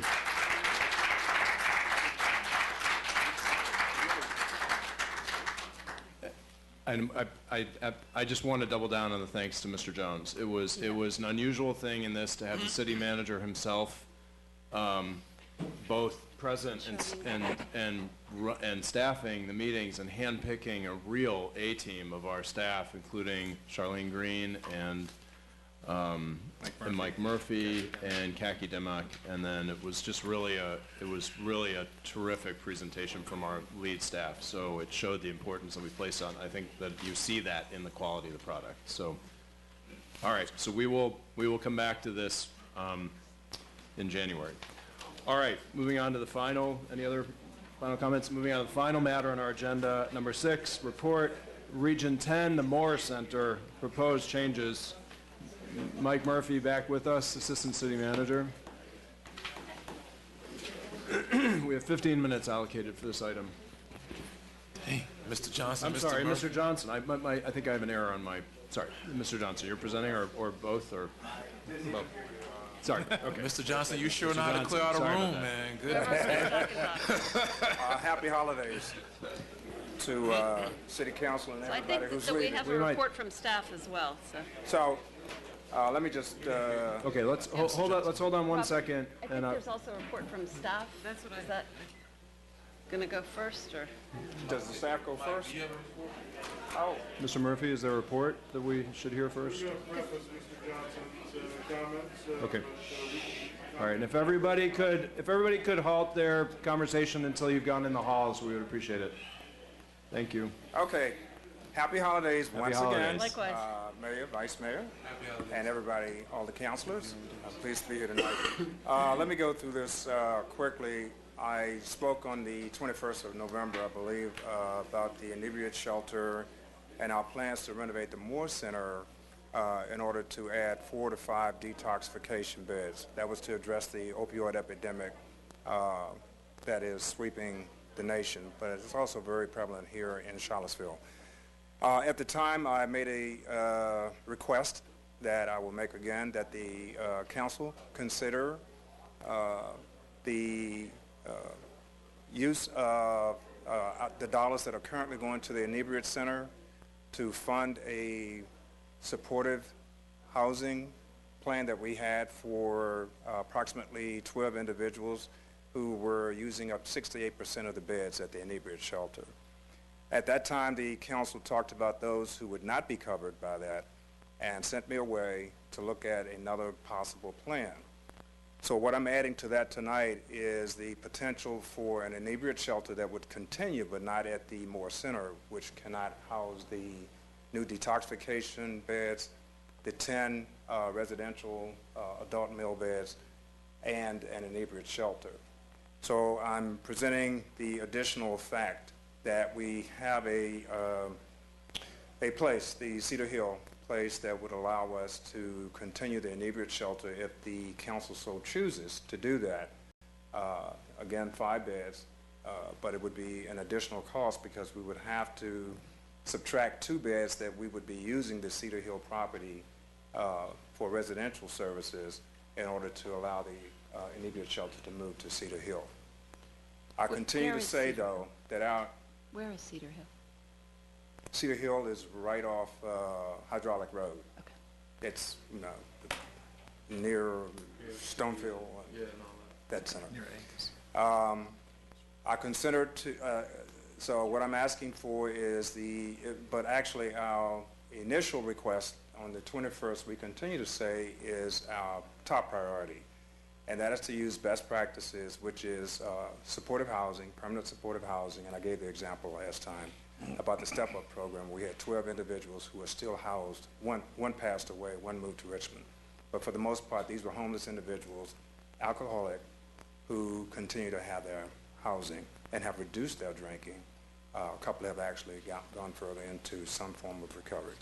So tonight I'm saying we still believe that permanent supportive housing is the best option, but we have created the ability to house the inebriate shelter at the Cedar Hill property. If we do that, we have the cost that we've laid out, sent to Mike, Kaki Demak, and Alan, the cost for doing those. And we're asking that the council consider our permanent supportive housing option, use the second half of the funding to allow us to do that, and then to consider for the FY18 budget funding the permanent supportive housing. So there are a couple of options tonight, what you wanted us to look at doing and what we continue to say would be a best practice. And in the interest of time, I would like to turn it over to the staff who presented their own proposal. Thank you. Which is a bit of a modification of mine. Thank you. Mike Murphy, Assistant City Manager. So, a couple points of clarification and how we come to be here today, because the context should be clear. So, Region 10 has the opportunity to make a change in the model at the Moore Center, which would not allow for inebriate beds to be in the same building. And when this first came to staff, Region 10 was notifying us that the inebriate beds wouldn't be available basically as of the first of the year. And so staff wanted to investigate at that point first and primarily what would happen. Are we going to experience a big increase in public safety costs for us out at the jail? And so I want you to know we've talked to the superintendent, and we don't believe that there will be some corresponding big increase in public safety costs. I think that staff, myself and Ms. Dimick, and folks at Social Services all agree with Region 10 and Mr. Johnson that inebriate diversion is not best practice for helping this population. We've been invested in a housing first approach, and we think that that's paid a lot of dividends with our homelessness and substance addiction related clients, and so we're supportive of the idea of of permanent supportive housing. You see a recommendation from staff that says you've already appropriated what you've always appropriated, or for some time appropriated for inebriate shelter, about $82,000. And so if you want to stay within that budget, staff is recommending that we pilot this permanent supportive housing approach, spend $41,000 housing probably about 7 people for the second half of this year. And that during the regular budget process, that you'll entertain whether you want to continue with that methodology. From the staff perspective, and with some discussion with public safety also, I don't know that Cedar Hill really works as well for us as a community, because part of the strength of the fact of Moore was location, right? And so then you add in that people won't be walking there and you'll be transporting. I'm not so sure that we take advantage of it in the same way. And to be honest, we don't always have robust usage of the 5 beds that are available at Moore. And so the utilization wouldn't lead me to believe that it will be our best investment, particularly when it's more money than we pay for the beds that we have today. So, no pun intended. Yeah. So thoughts for you all about where staff stands and why you see a recommendation for staff about permanent supportive housing. Appreciate that Region 10 has been willing to provide all these alternatives, and I know that Robert with a background in substance addiction, isn't necessarily a proponent of inebriate shelter, and I think that the research is clearly on his side in this, and our staff agrees. I really appreciated both these reports. I think, I think when it came to us the first time, we were like, what? And sort of not quite sure what to do with that information because none of us works in that field. But I will say that having had a chance to kind of do my own reading and then reading this report, I'm comfortable with this without the inebriate shelter component. Ms. Galvin may bring this up as well, but she and I were talking earlier today, and one of the reasons that the city got involved in doing an inebriate shelter was when someone died on the street and froze to death.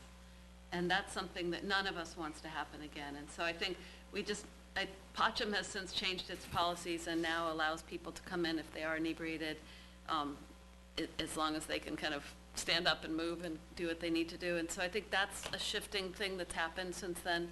We also have a fair amount of people who have been housed, as you mentioned, as we have at the crossings. So I think we have less of a population living rough in the winter.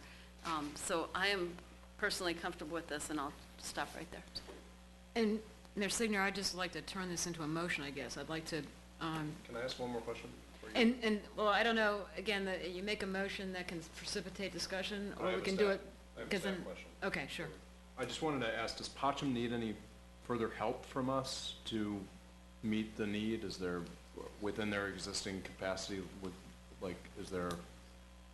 are they fine to have the diversion, or would? That's a dangerous question. Should we think about, I don't want to open a can of worms, but. Well, that was part of my motion. 2 to 3 people. Was asking to monitor that. Yeah.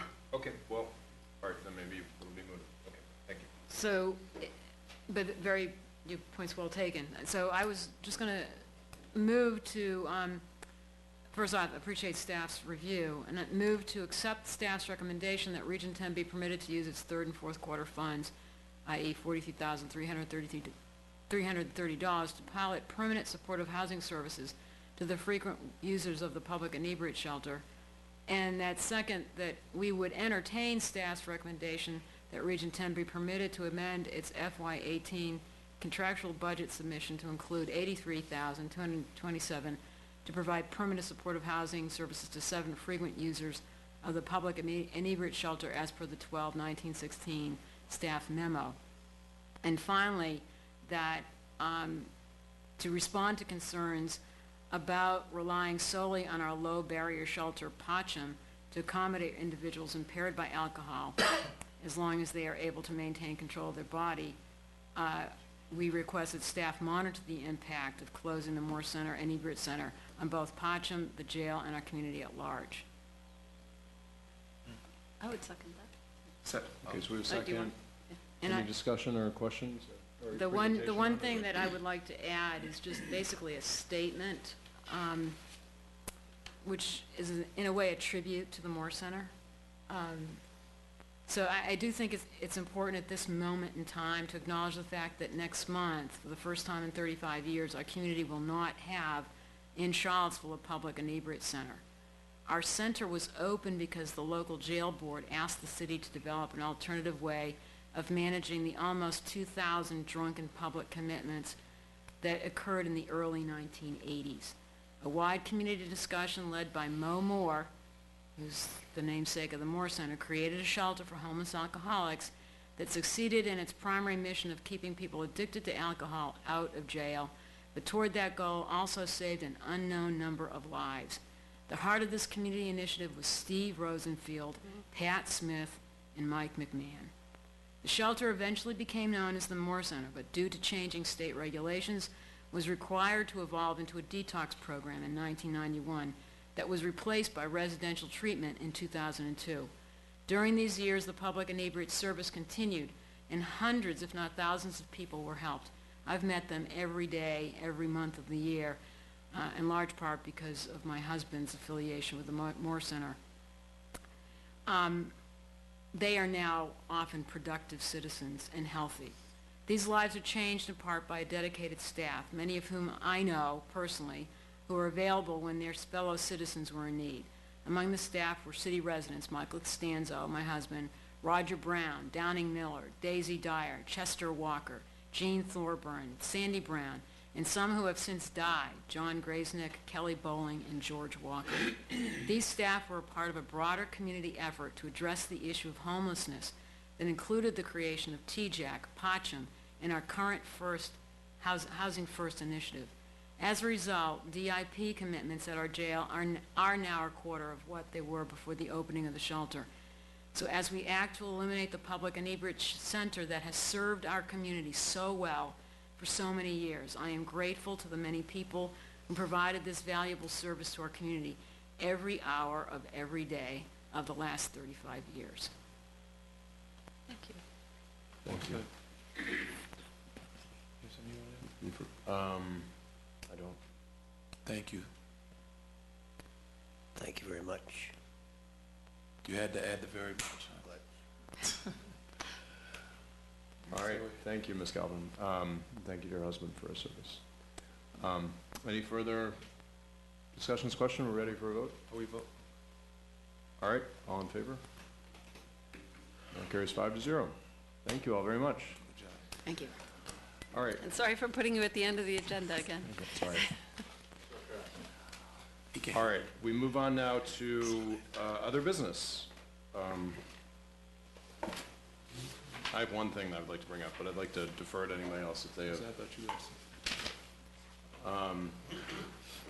Okay, so this is an item, this is not really, this has not been extensively, I have not extensively discussed this with my colleagues except a couple of individual conversations and a couple with staff. So this is kind of a late breaking thing that comes up from a couple meetings I had recently. So this is about arts and kind of arts in the city generally.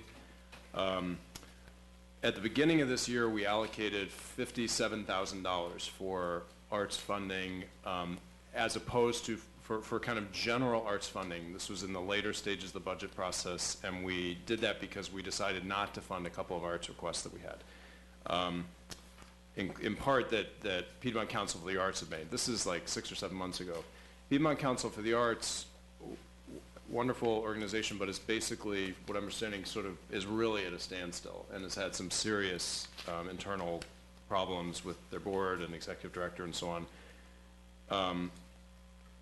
Meanwhile, we had several applications for that $57,000 to do coordinated arts funding and coherent with the cultural plan that we did several years ago, and staff recommended that we did not move forward with those. So we still have, 6, 7, 8 months later, we still have this $57,000. PCA has not kind of gotten back up on its feet,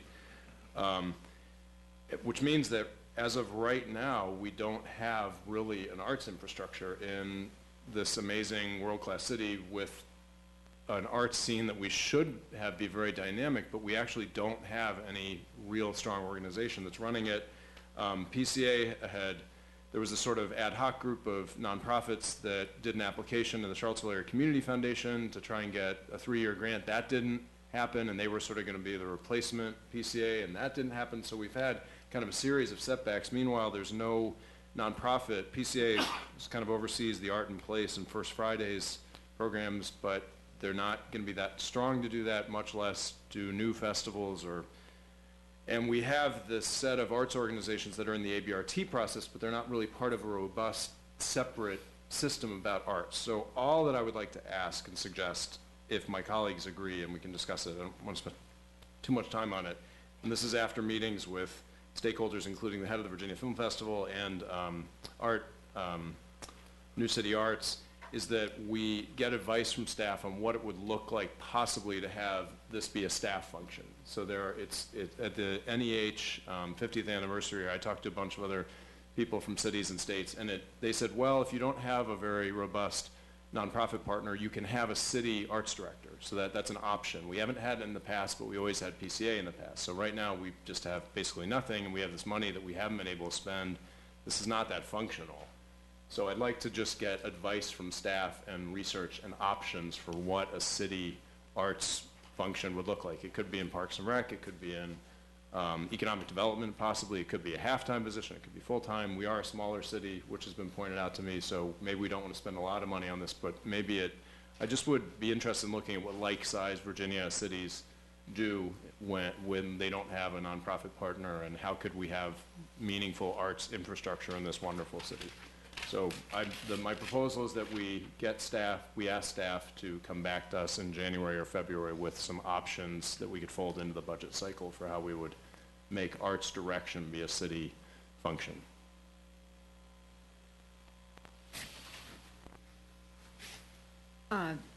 Mayor Signer, I think I sent an email to you earlier about this idea, and I'm somewhat interested in it, but in the context of the broader notion of art and design.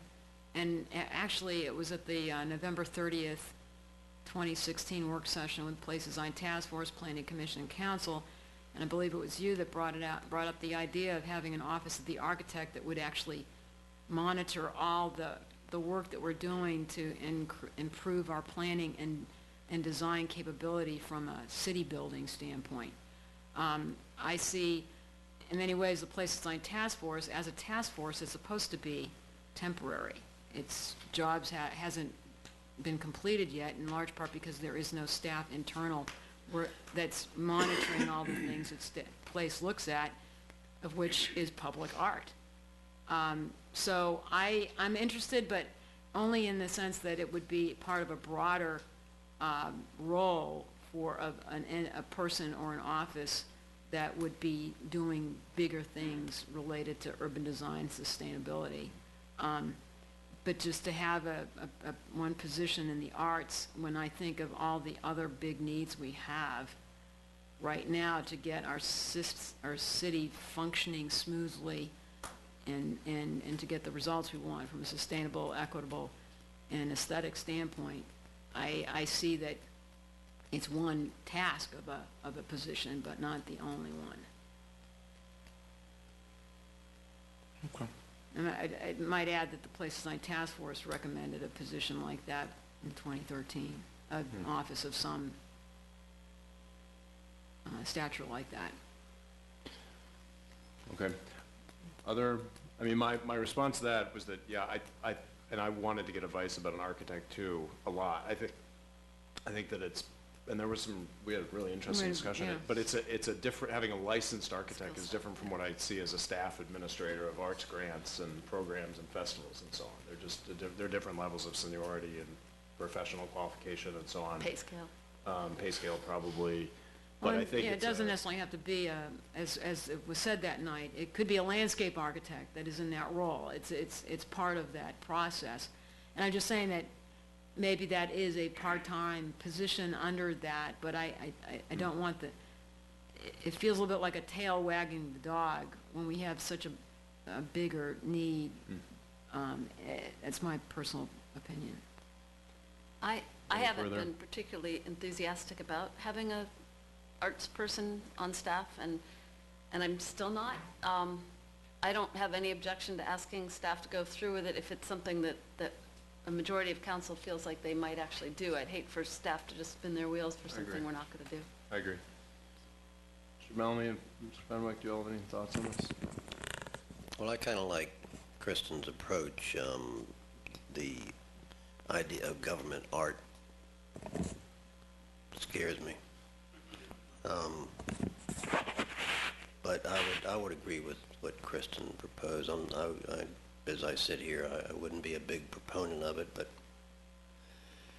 as long as it's not a burden on the staff, I don't see the harm in preliminary investigation. Yeah. Especially including part-time as a piece of it. Yeah, to me, there's a kind of a maintenance piece. What I'm hearing from the arts people is they're like, there is a level of frustration that we have nothing right now, just no. But I hear you with the qualifications, the caution, absolutely. Mr. Bellamy, I don't want to put you in the spot. No. Are you open to this? So, Mr.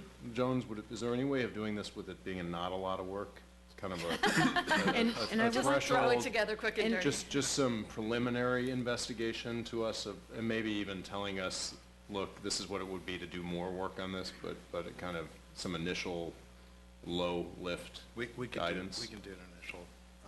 investigation, do some research and get that to council. With all these conditions and even maybe a part-time option or some, Yeah, I mean, I have concerns about a part-time option Yes. because I'm not sure if that would really get to the heart of the issue that's been brought up by some of the arts groups.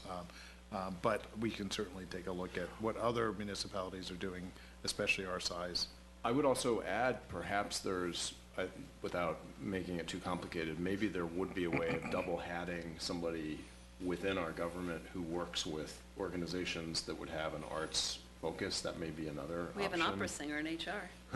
It's really I don't good. know. It's a thought, but we'll, okay, And- initial and investigation. And also, I think it needs to be looked at in the context of the results of the efficiency study. I'm not sure if they looked at the arts. But I mean, just to see where that falls and how the recommendations of that mean, other study, staffing if there's needs? other staffing needs that come up, we need, or if there's other ways to reconfigure our departments, offices that we could become more obvious where something like that would fit in. I really think it needs to be done in conjunction with a review of this efficiency study. Well, we can see if there's something in the efficiency study that would be applicable Timing. to the situation.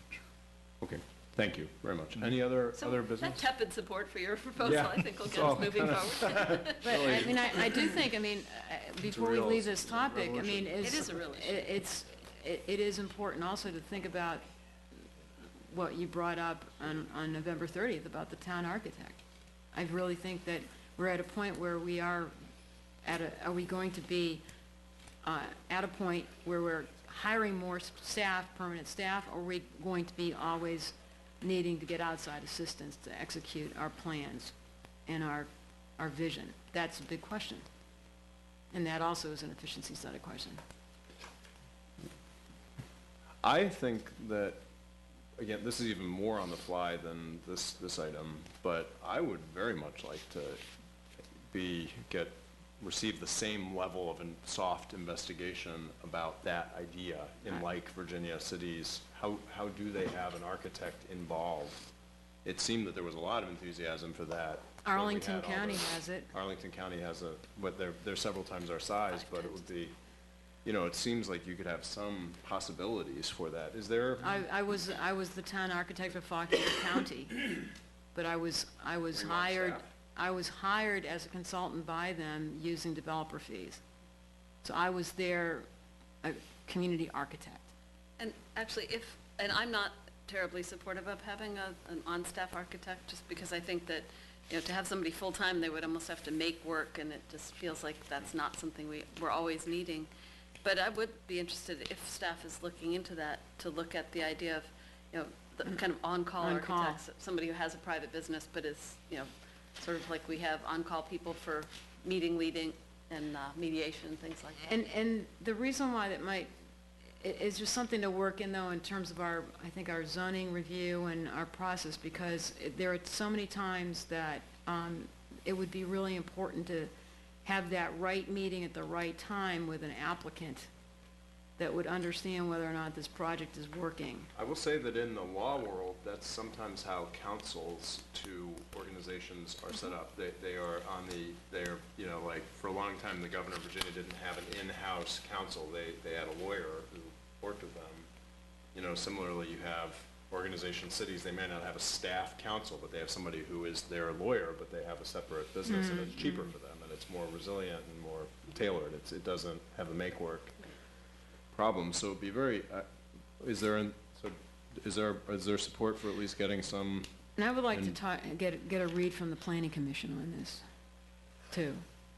How they would think. Let's first get just kind of what it would involve from staff, and then we can Sure, do but that. I think they I'm need to not- weigh in. I just don't want to do that without the planning commissions. And I don't, So Maurice, that's two soft jobs you got here? Two threshold investigations, but both not meaning to give staff a lot of new work. Is that? if there were three, it would be a lot of work, no matter how light it is. Yeah, It'd just be- two. It'd be a hard job, yes. Merry Christmas.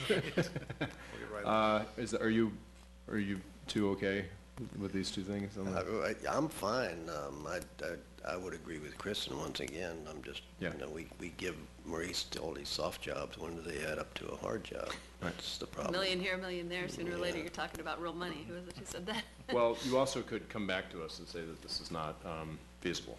you know, and. Or I can't do it in a Yeah. small amount of time. Yeah, no, I mean, we can come back to council at some point before the budget is presented and see if this is something that you're interested in. Thank you. Okay. Any other business? All right, we're gonna conclude the regular meeting and now move into the final matters by the public. Rules are, please state your name and address. You will have 3 minutes according to the clock here. It's first come, first served. Who would like to speak? My name is Brian Muzinski, and I live at 1505 Greenleaf Lane. I think your deer management seems to be like a Band-Aid that's a mistake. The deer aren't the problem, it's the automobile. 35,000 people die annually on American highways, and we're blaming the deer. The automobiles are dangerous in multiple ways. Those are the people who die directly. I mean, that's not counting heart disease and cancer that are promoted by the automobile. I have 4 or 5 or 6 deer that run in my backyard along Greenleaf Lane. They're not hurting anybody. The problem is the design of our highways. There's no way for the deer to cross the road. There's no way for people to cross the road in Charlottesville. Try to cross 29. You're gonna have to walk a half a mile to get to a crosswalk if there is one. Try to cross the bypass. You're not gonna be able to do it. I think the automobile is the problem, and anything you can do to restrict it. I think our parking decks need to be moved to entrances to the city, to like where 29 is, that comes into the city on both ends, to where 250 comes in on both sides. That's where our parking decks should be, not located in the city. That's poor design. Then we can bring people in through public transportation. I mean, most of the people who drive to the university, they park at U-Haul, and then they have to take a bus anyways. Why aren't they parking out at the airport or at Fashion Square Mall and taking a bus in from there? It doesn't seem to make sense. I don't know. I think the deer aren't the problem. And anything you do to kill the deer is just putting a Band-Aid on it. That's all I have. Thank you. Thank you.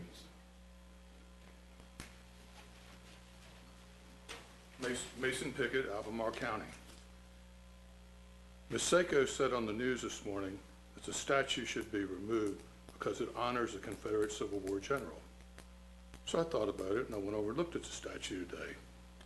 Nowhere on the statue does it say anything other than his name, date of birth, and date of death. When I was at the state fair, I spoke to federal and state parks people, and their take on it was that anyone that takes it for more than history is putting a spin on it. Now, these are people that deal with statues every day and parks every day. I spoke with a lady downtown one day, and she said, Lee is undoubtedly a racist.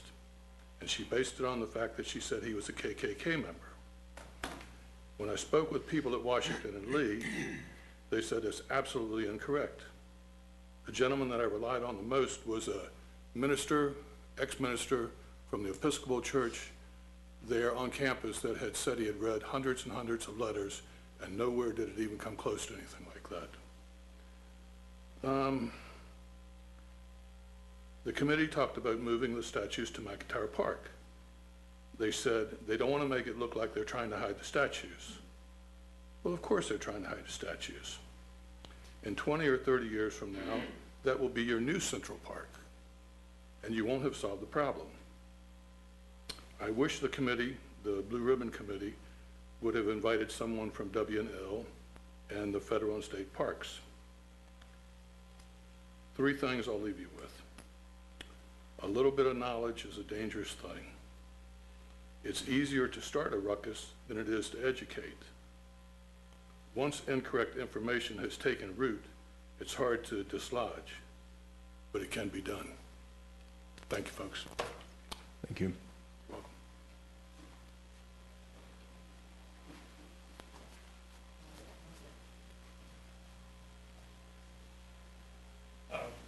John Gillett, 311 East Market Street. Mr. Mayor, Mr. City Manager, Mr. City Attorney, and members of City Council. I just wanted to say one thing. It's been a long evening. Merry Christmas. Thank you. Oh, Thank you. thank you. Thank you, sir.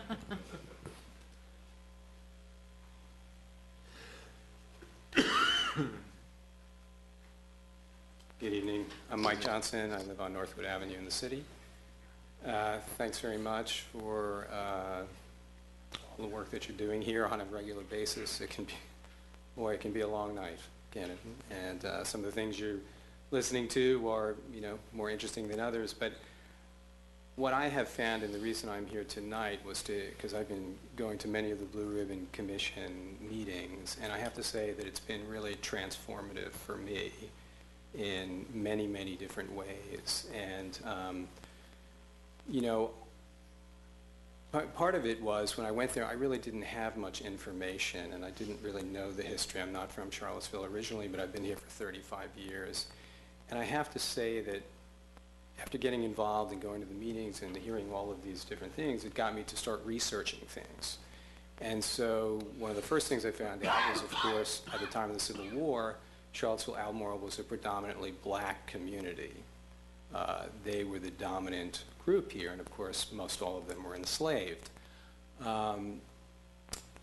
I then, continued to go and did a little more research and found out about the 1902 Constitution in Virginia, which introduced poll taxes, which basically disenfranchised all the black people, many of whom were able to vote for a period of time during Reconstruction.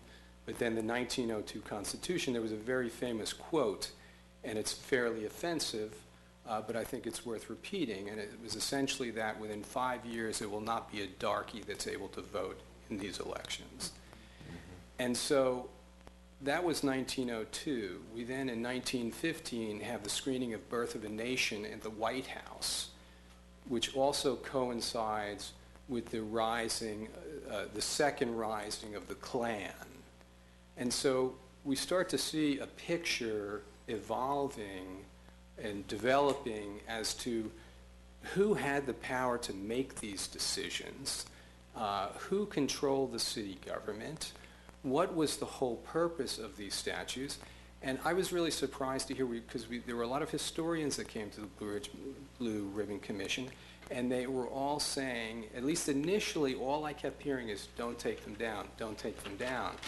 But the second part of what they were saying is, don't take them down because these are the greatest examples of white supremacy that you will find anywhere. And so when people are listening to these things and, they're kind of hearing maybe what they want to hear, but when you look at the whole picture of what's going on, the rising of the Klan, the birth of a nation, the disenfranchisement of all black people across the South and certainly across Virginia, you start to see, is that for me? That's you, yeah. Oh, okay. Thank you. In any event, I just wanted to thank you all, and it sounds like there's an extra $57,000 out there, and I'd like to recommend that perhaps it goes towards the new slave block Thanks. memorial. Thank you. Next.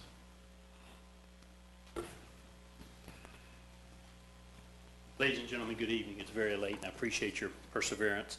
My name is Colt Purder, and I'm from Madison, Virginia, and I'd just like to say that there is no one who knows the character, courage, and commitment of General Lee and General Jackson who would even contemplate moving those statues.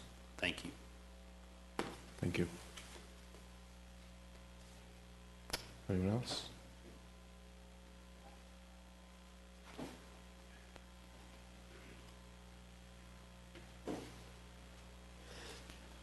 Good afternoon. My name is Dale McDonald. I live at 107 Sundrops Court. And I support the complete removal of statues of Confederate leaders from our community.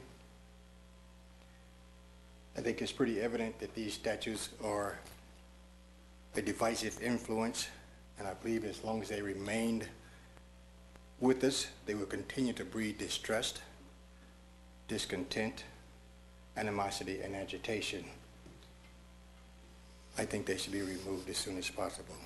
Statues such as those of Robert E. Lee and Stonewall Jackson are like huge anchors anchors that tie us to a very dark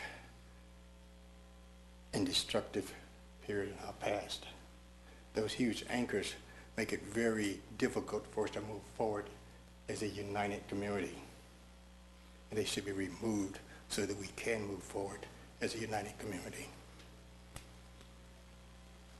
I believe the statues of such magnitude should be reserved for our true American heroes. Lee and Jackson are not true American heroes. Lee and Jackson were leaders of the conspiracy to tear our country apart. Lee and Jackson were leaders of the Confederacy that believed in the principles of segregation, oppression, injustice, and inhumanity. Lee and Jackson were leaders in a Confederacy built on the labor of millions of people who were stolen from their homes and families. They were forced into a lifetime of cruel and unusual servitude. In today's society, we send people to prison for treating their dogs and horses the way that Lee and Jackson's Confederacy treated human beings. I don't think that's somebody that I want to honor. Those statues should be removed.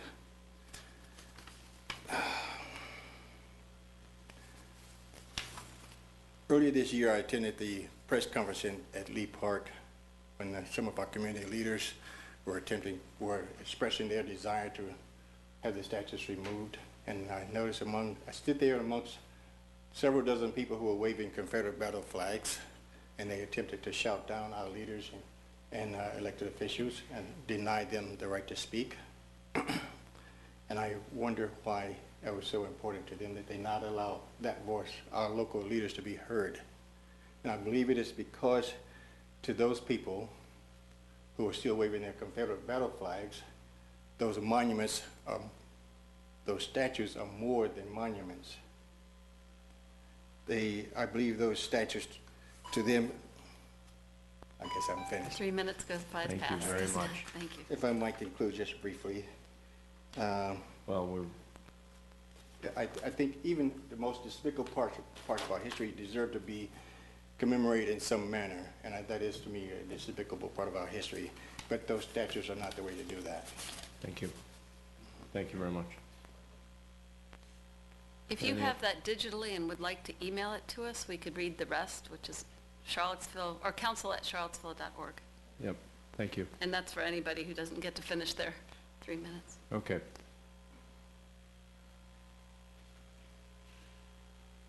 Hello, Dave Hirschman, 1107 Calhoun Street. I'm just here to see if I can make it to the end, but If I can do it, you guys don't have a choice, we do. But also genuinely to thank you all for the dignity that you have demonstrated in these meetings of 2 weeks ago. The energy was extremely jumpy. A lot of viciousness was directed at Councilor Bellamy. Those of us who live in the city are elected official, and it was very uncomfortable for us to witness that. And everyone here demonstrated a great deal of dignity. The mayor had to conduct the meeting, and it's appreciated. Those of us who aren't out here waving our arms and screaming, we genuinely appreciate it. And it doesn't go unnoticed to me as a city resident that in both the Ragged Mountain discussion and the monuments discussion, a lot of people here were from the county, from other parts of the region, Central Virginia. And that's significant because it demonstrates that our city is the beating heart of this region. And it's an extra responsibility for you as elected officials for these issues to have such a regional context. And frankly, it's an extra responsibility for the city taxpayers. And we take it on gladly. But I'm just here to say it's appreciated, and hope you have a wonderful holiday season. Thank you very much. Thank you so much. Thank you. We ending on that note? All right, adjourned. Thank you very much. Thank you, everyone. Have a wonderful holiday season. Yes, happy holidays.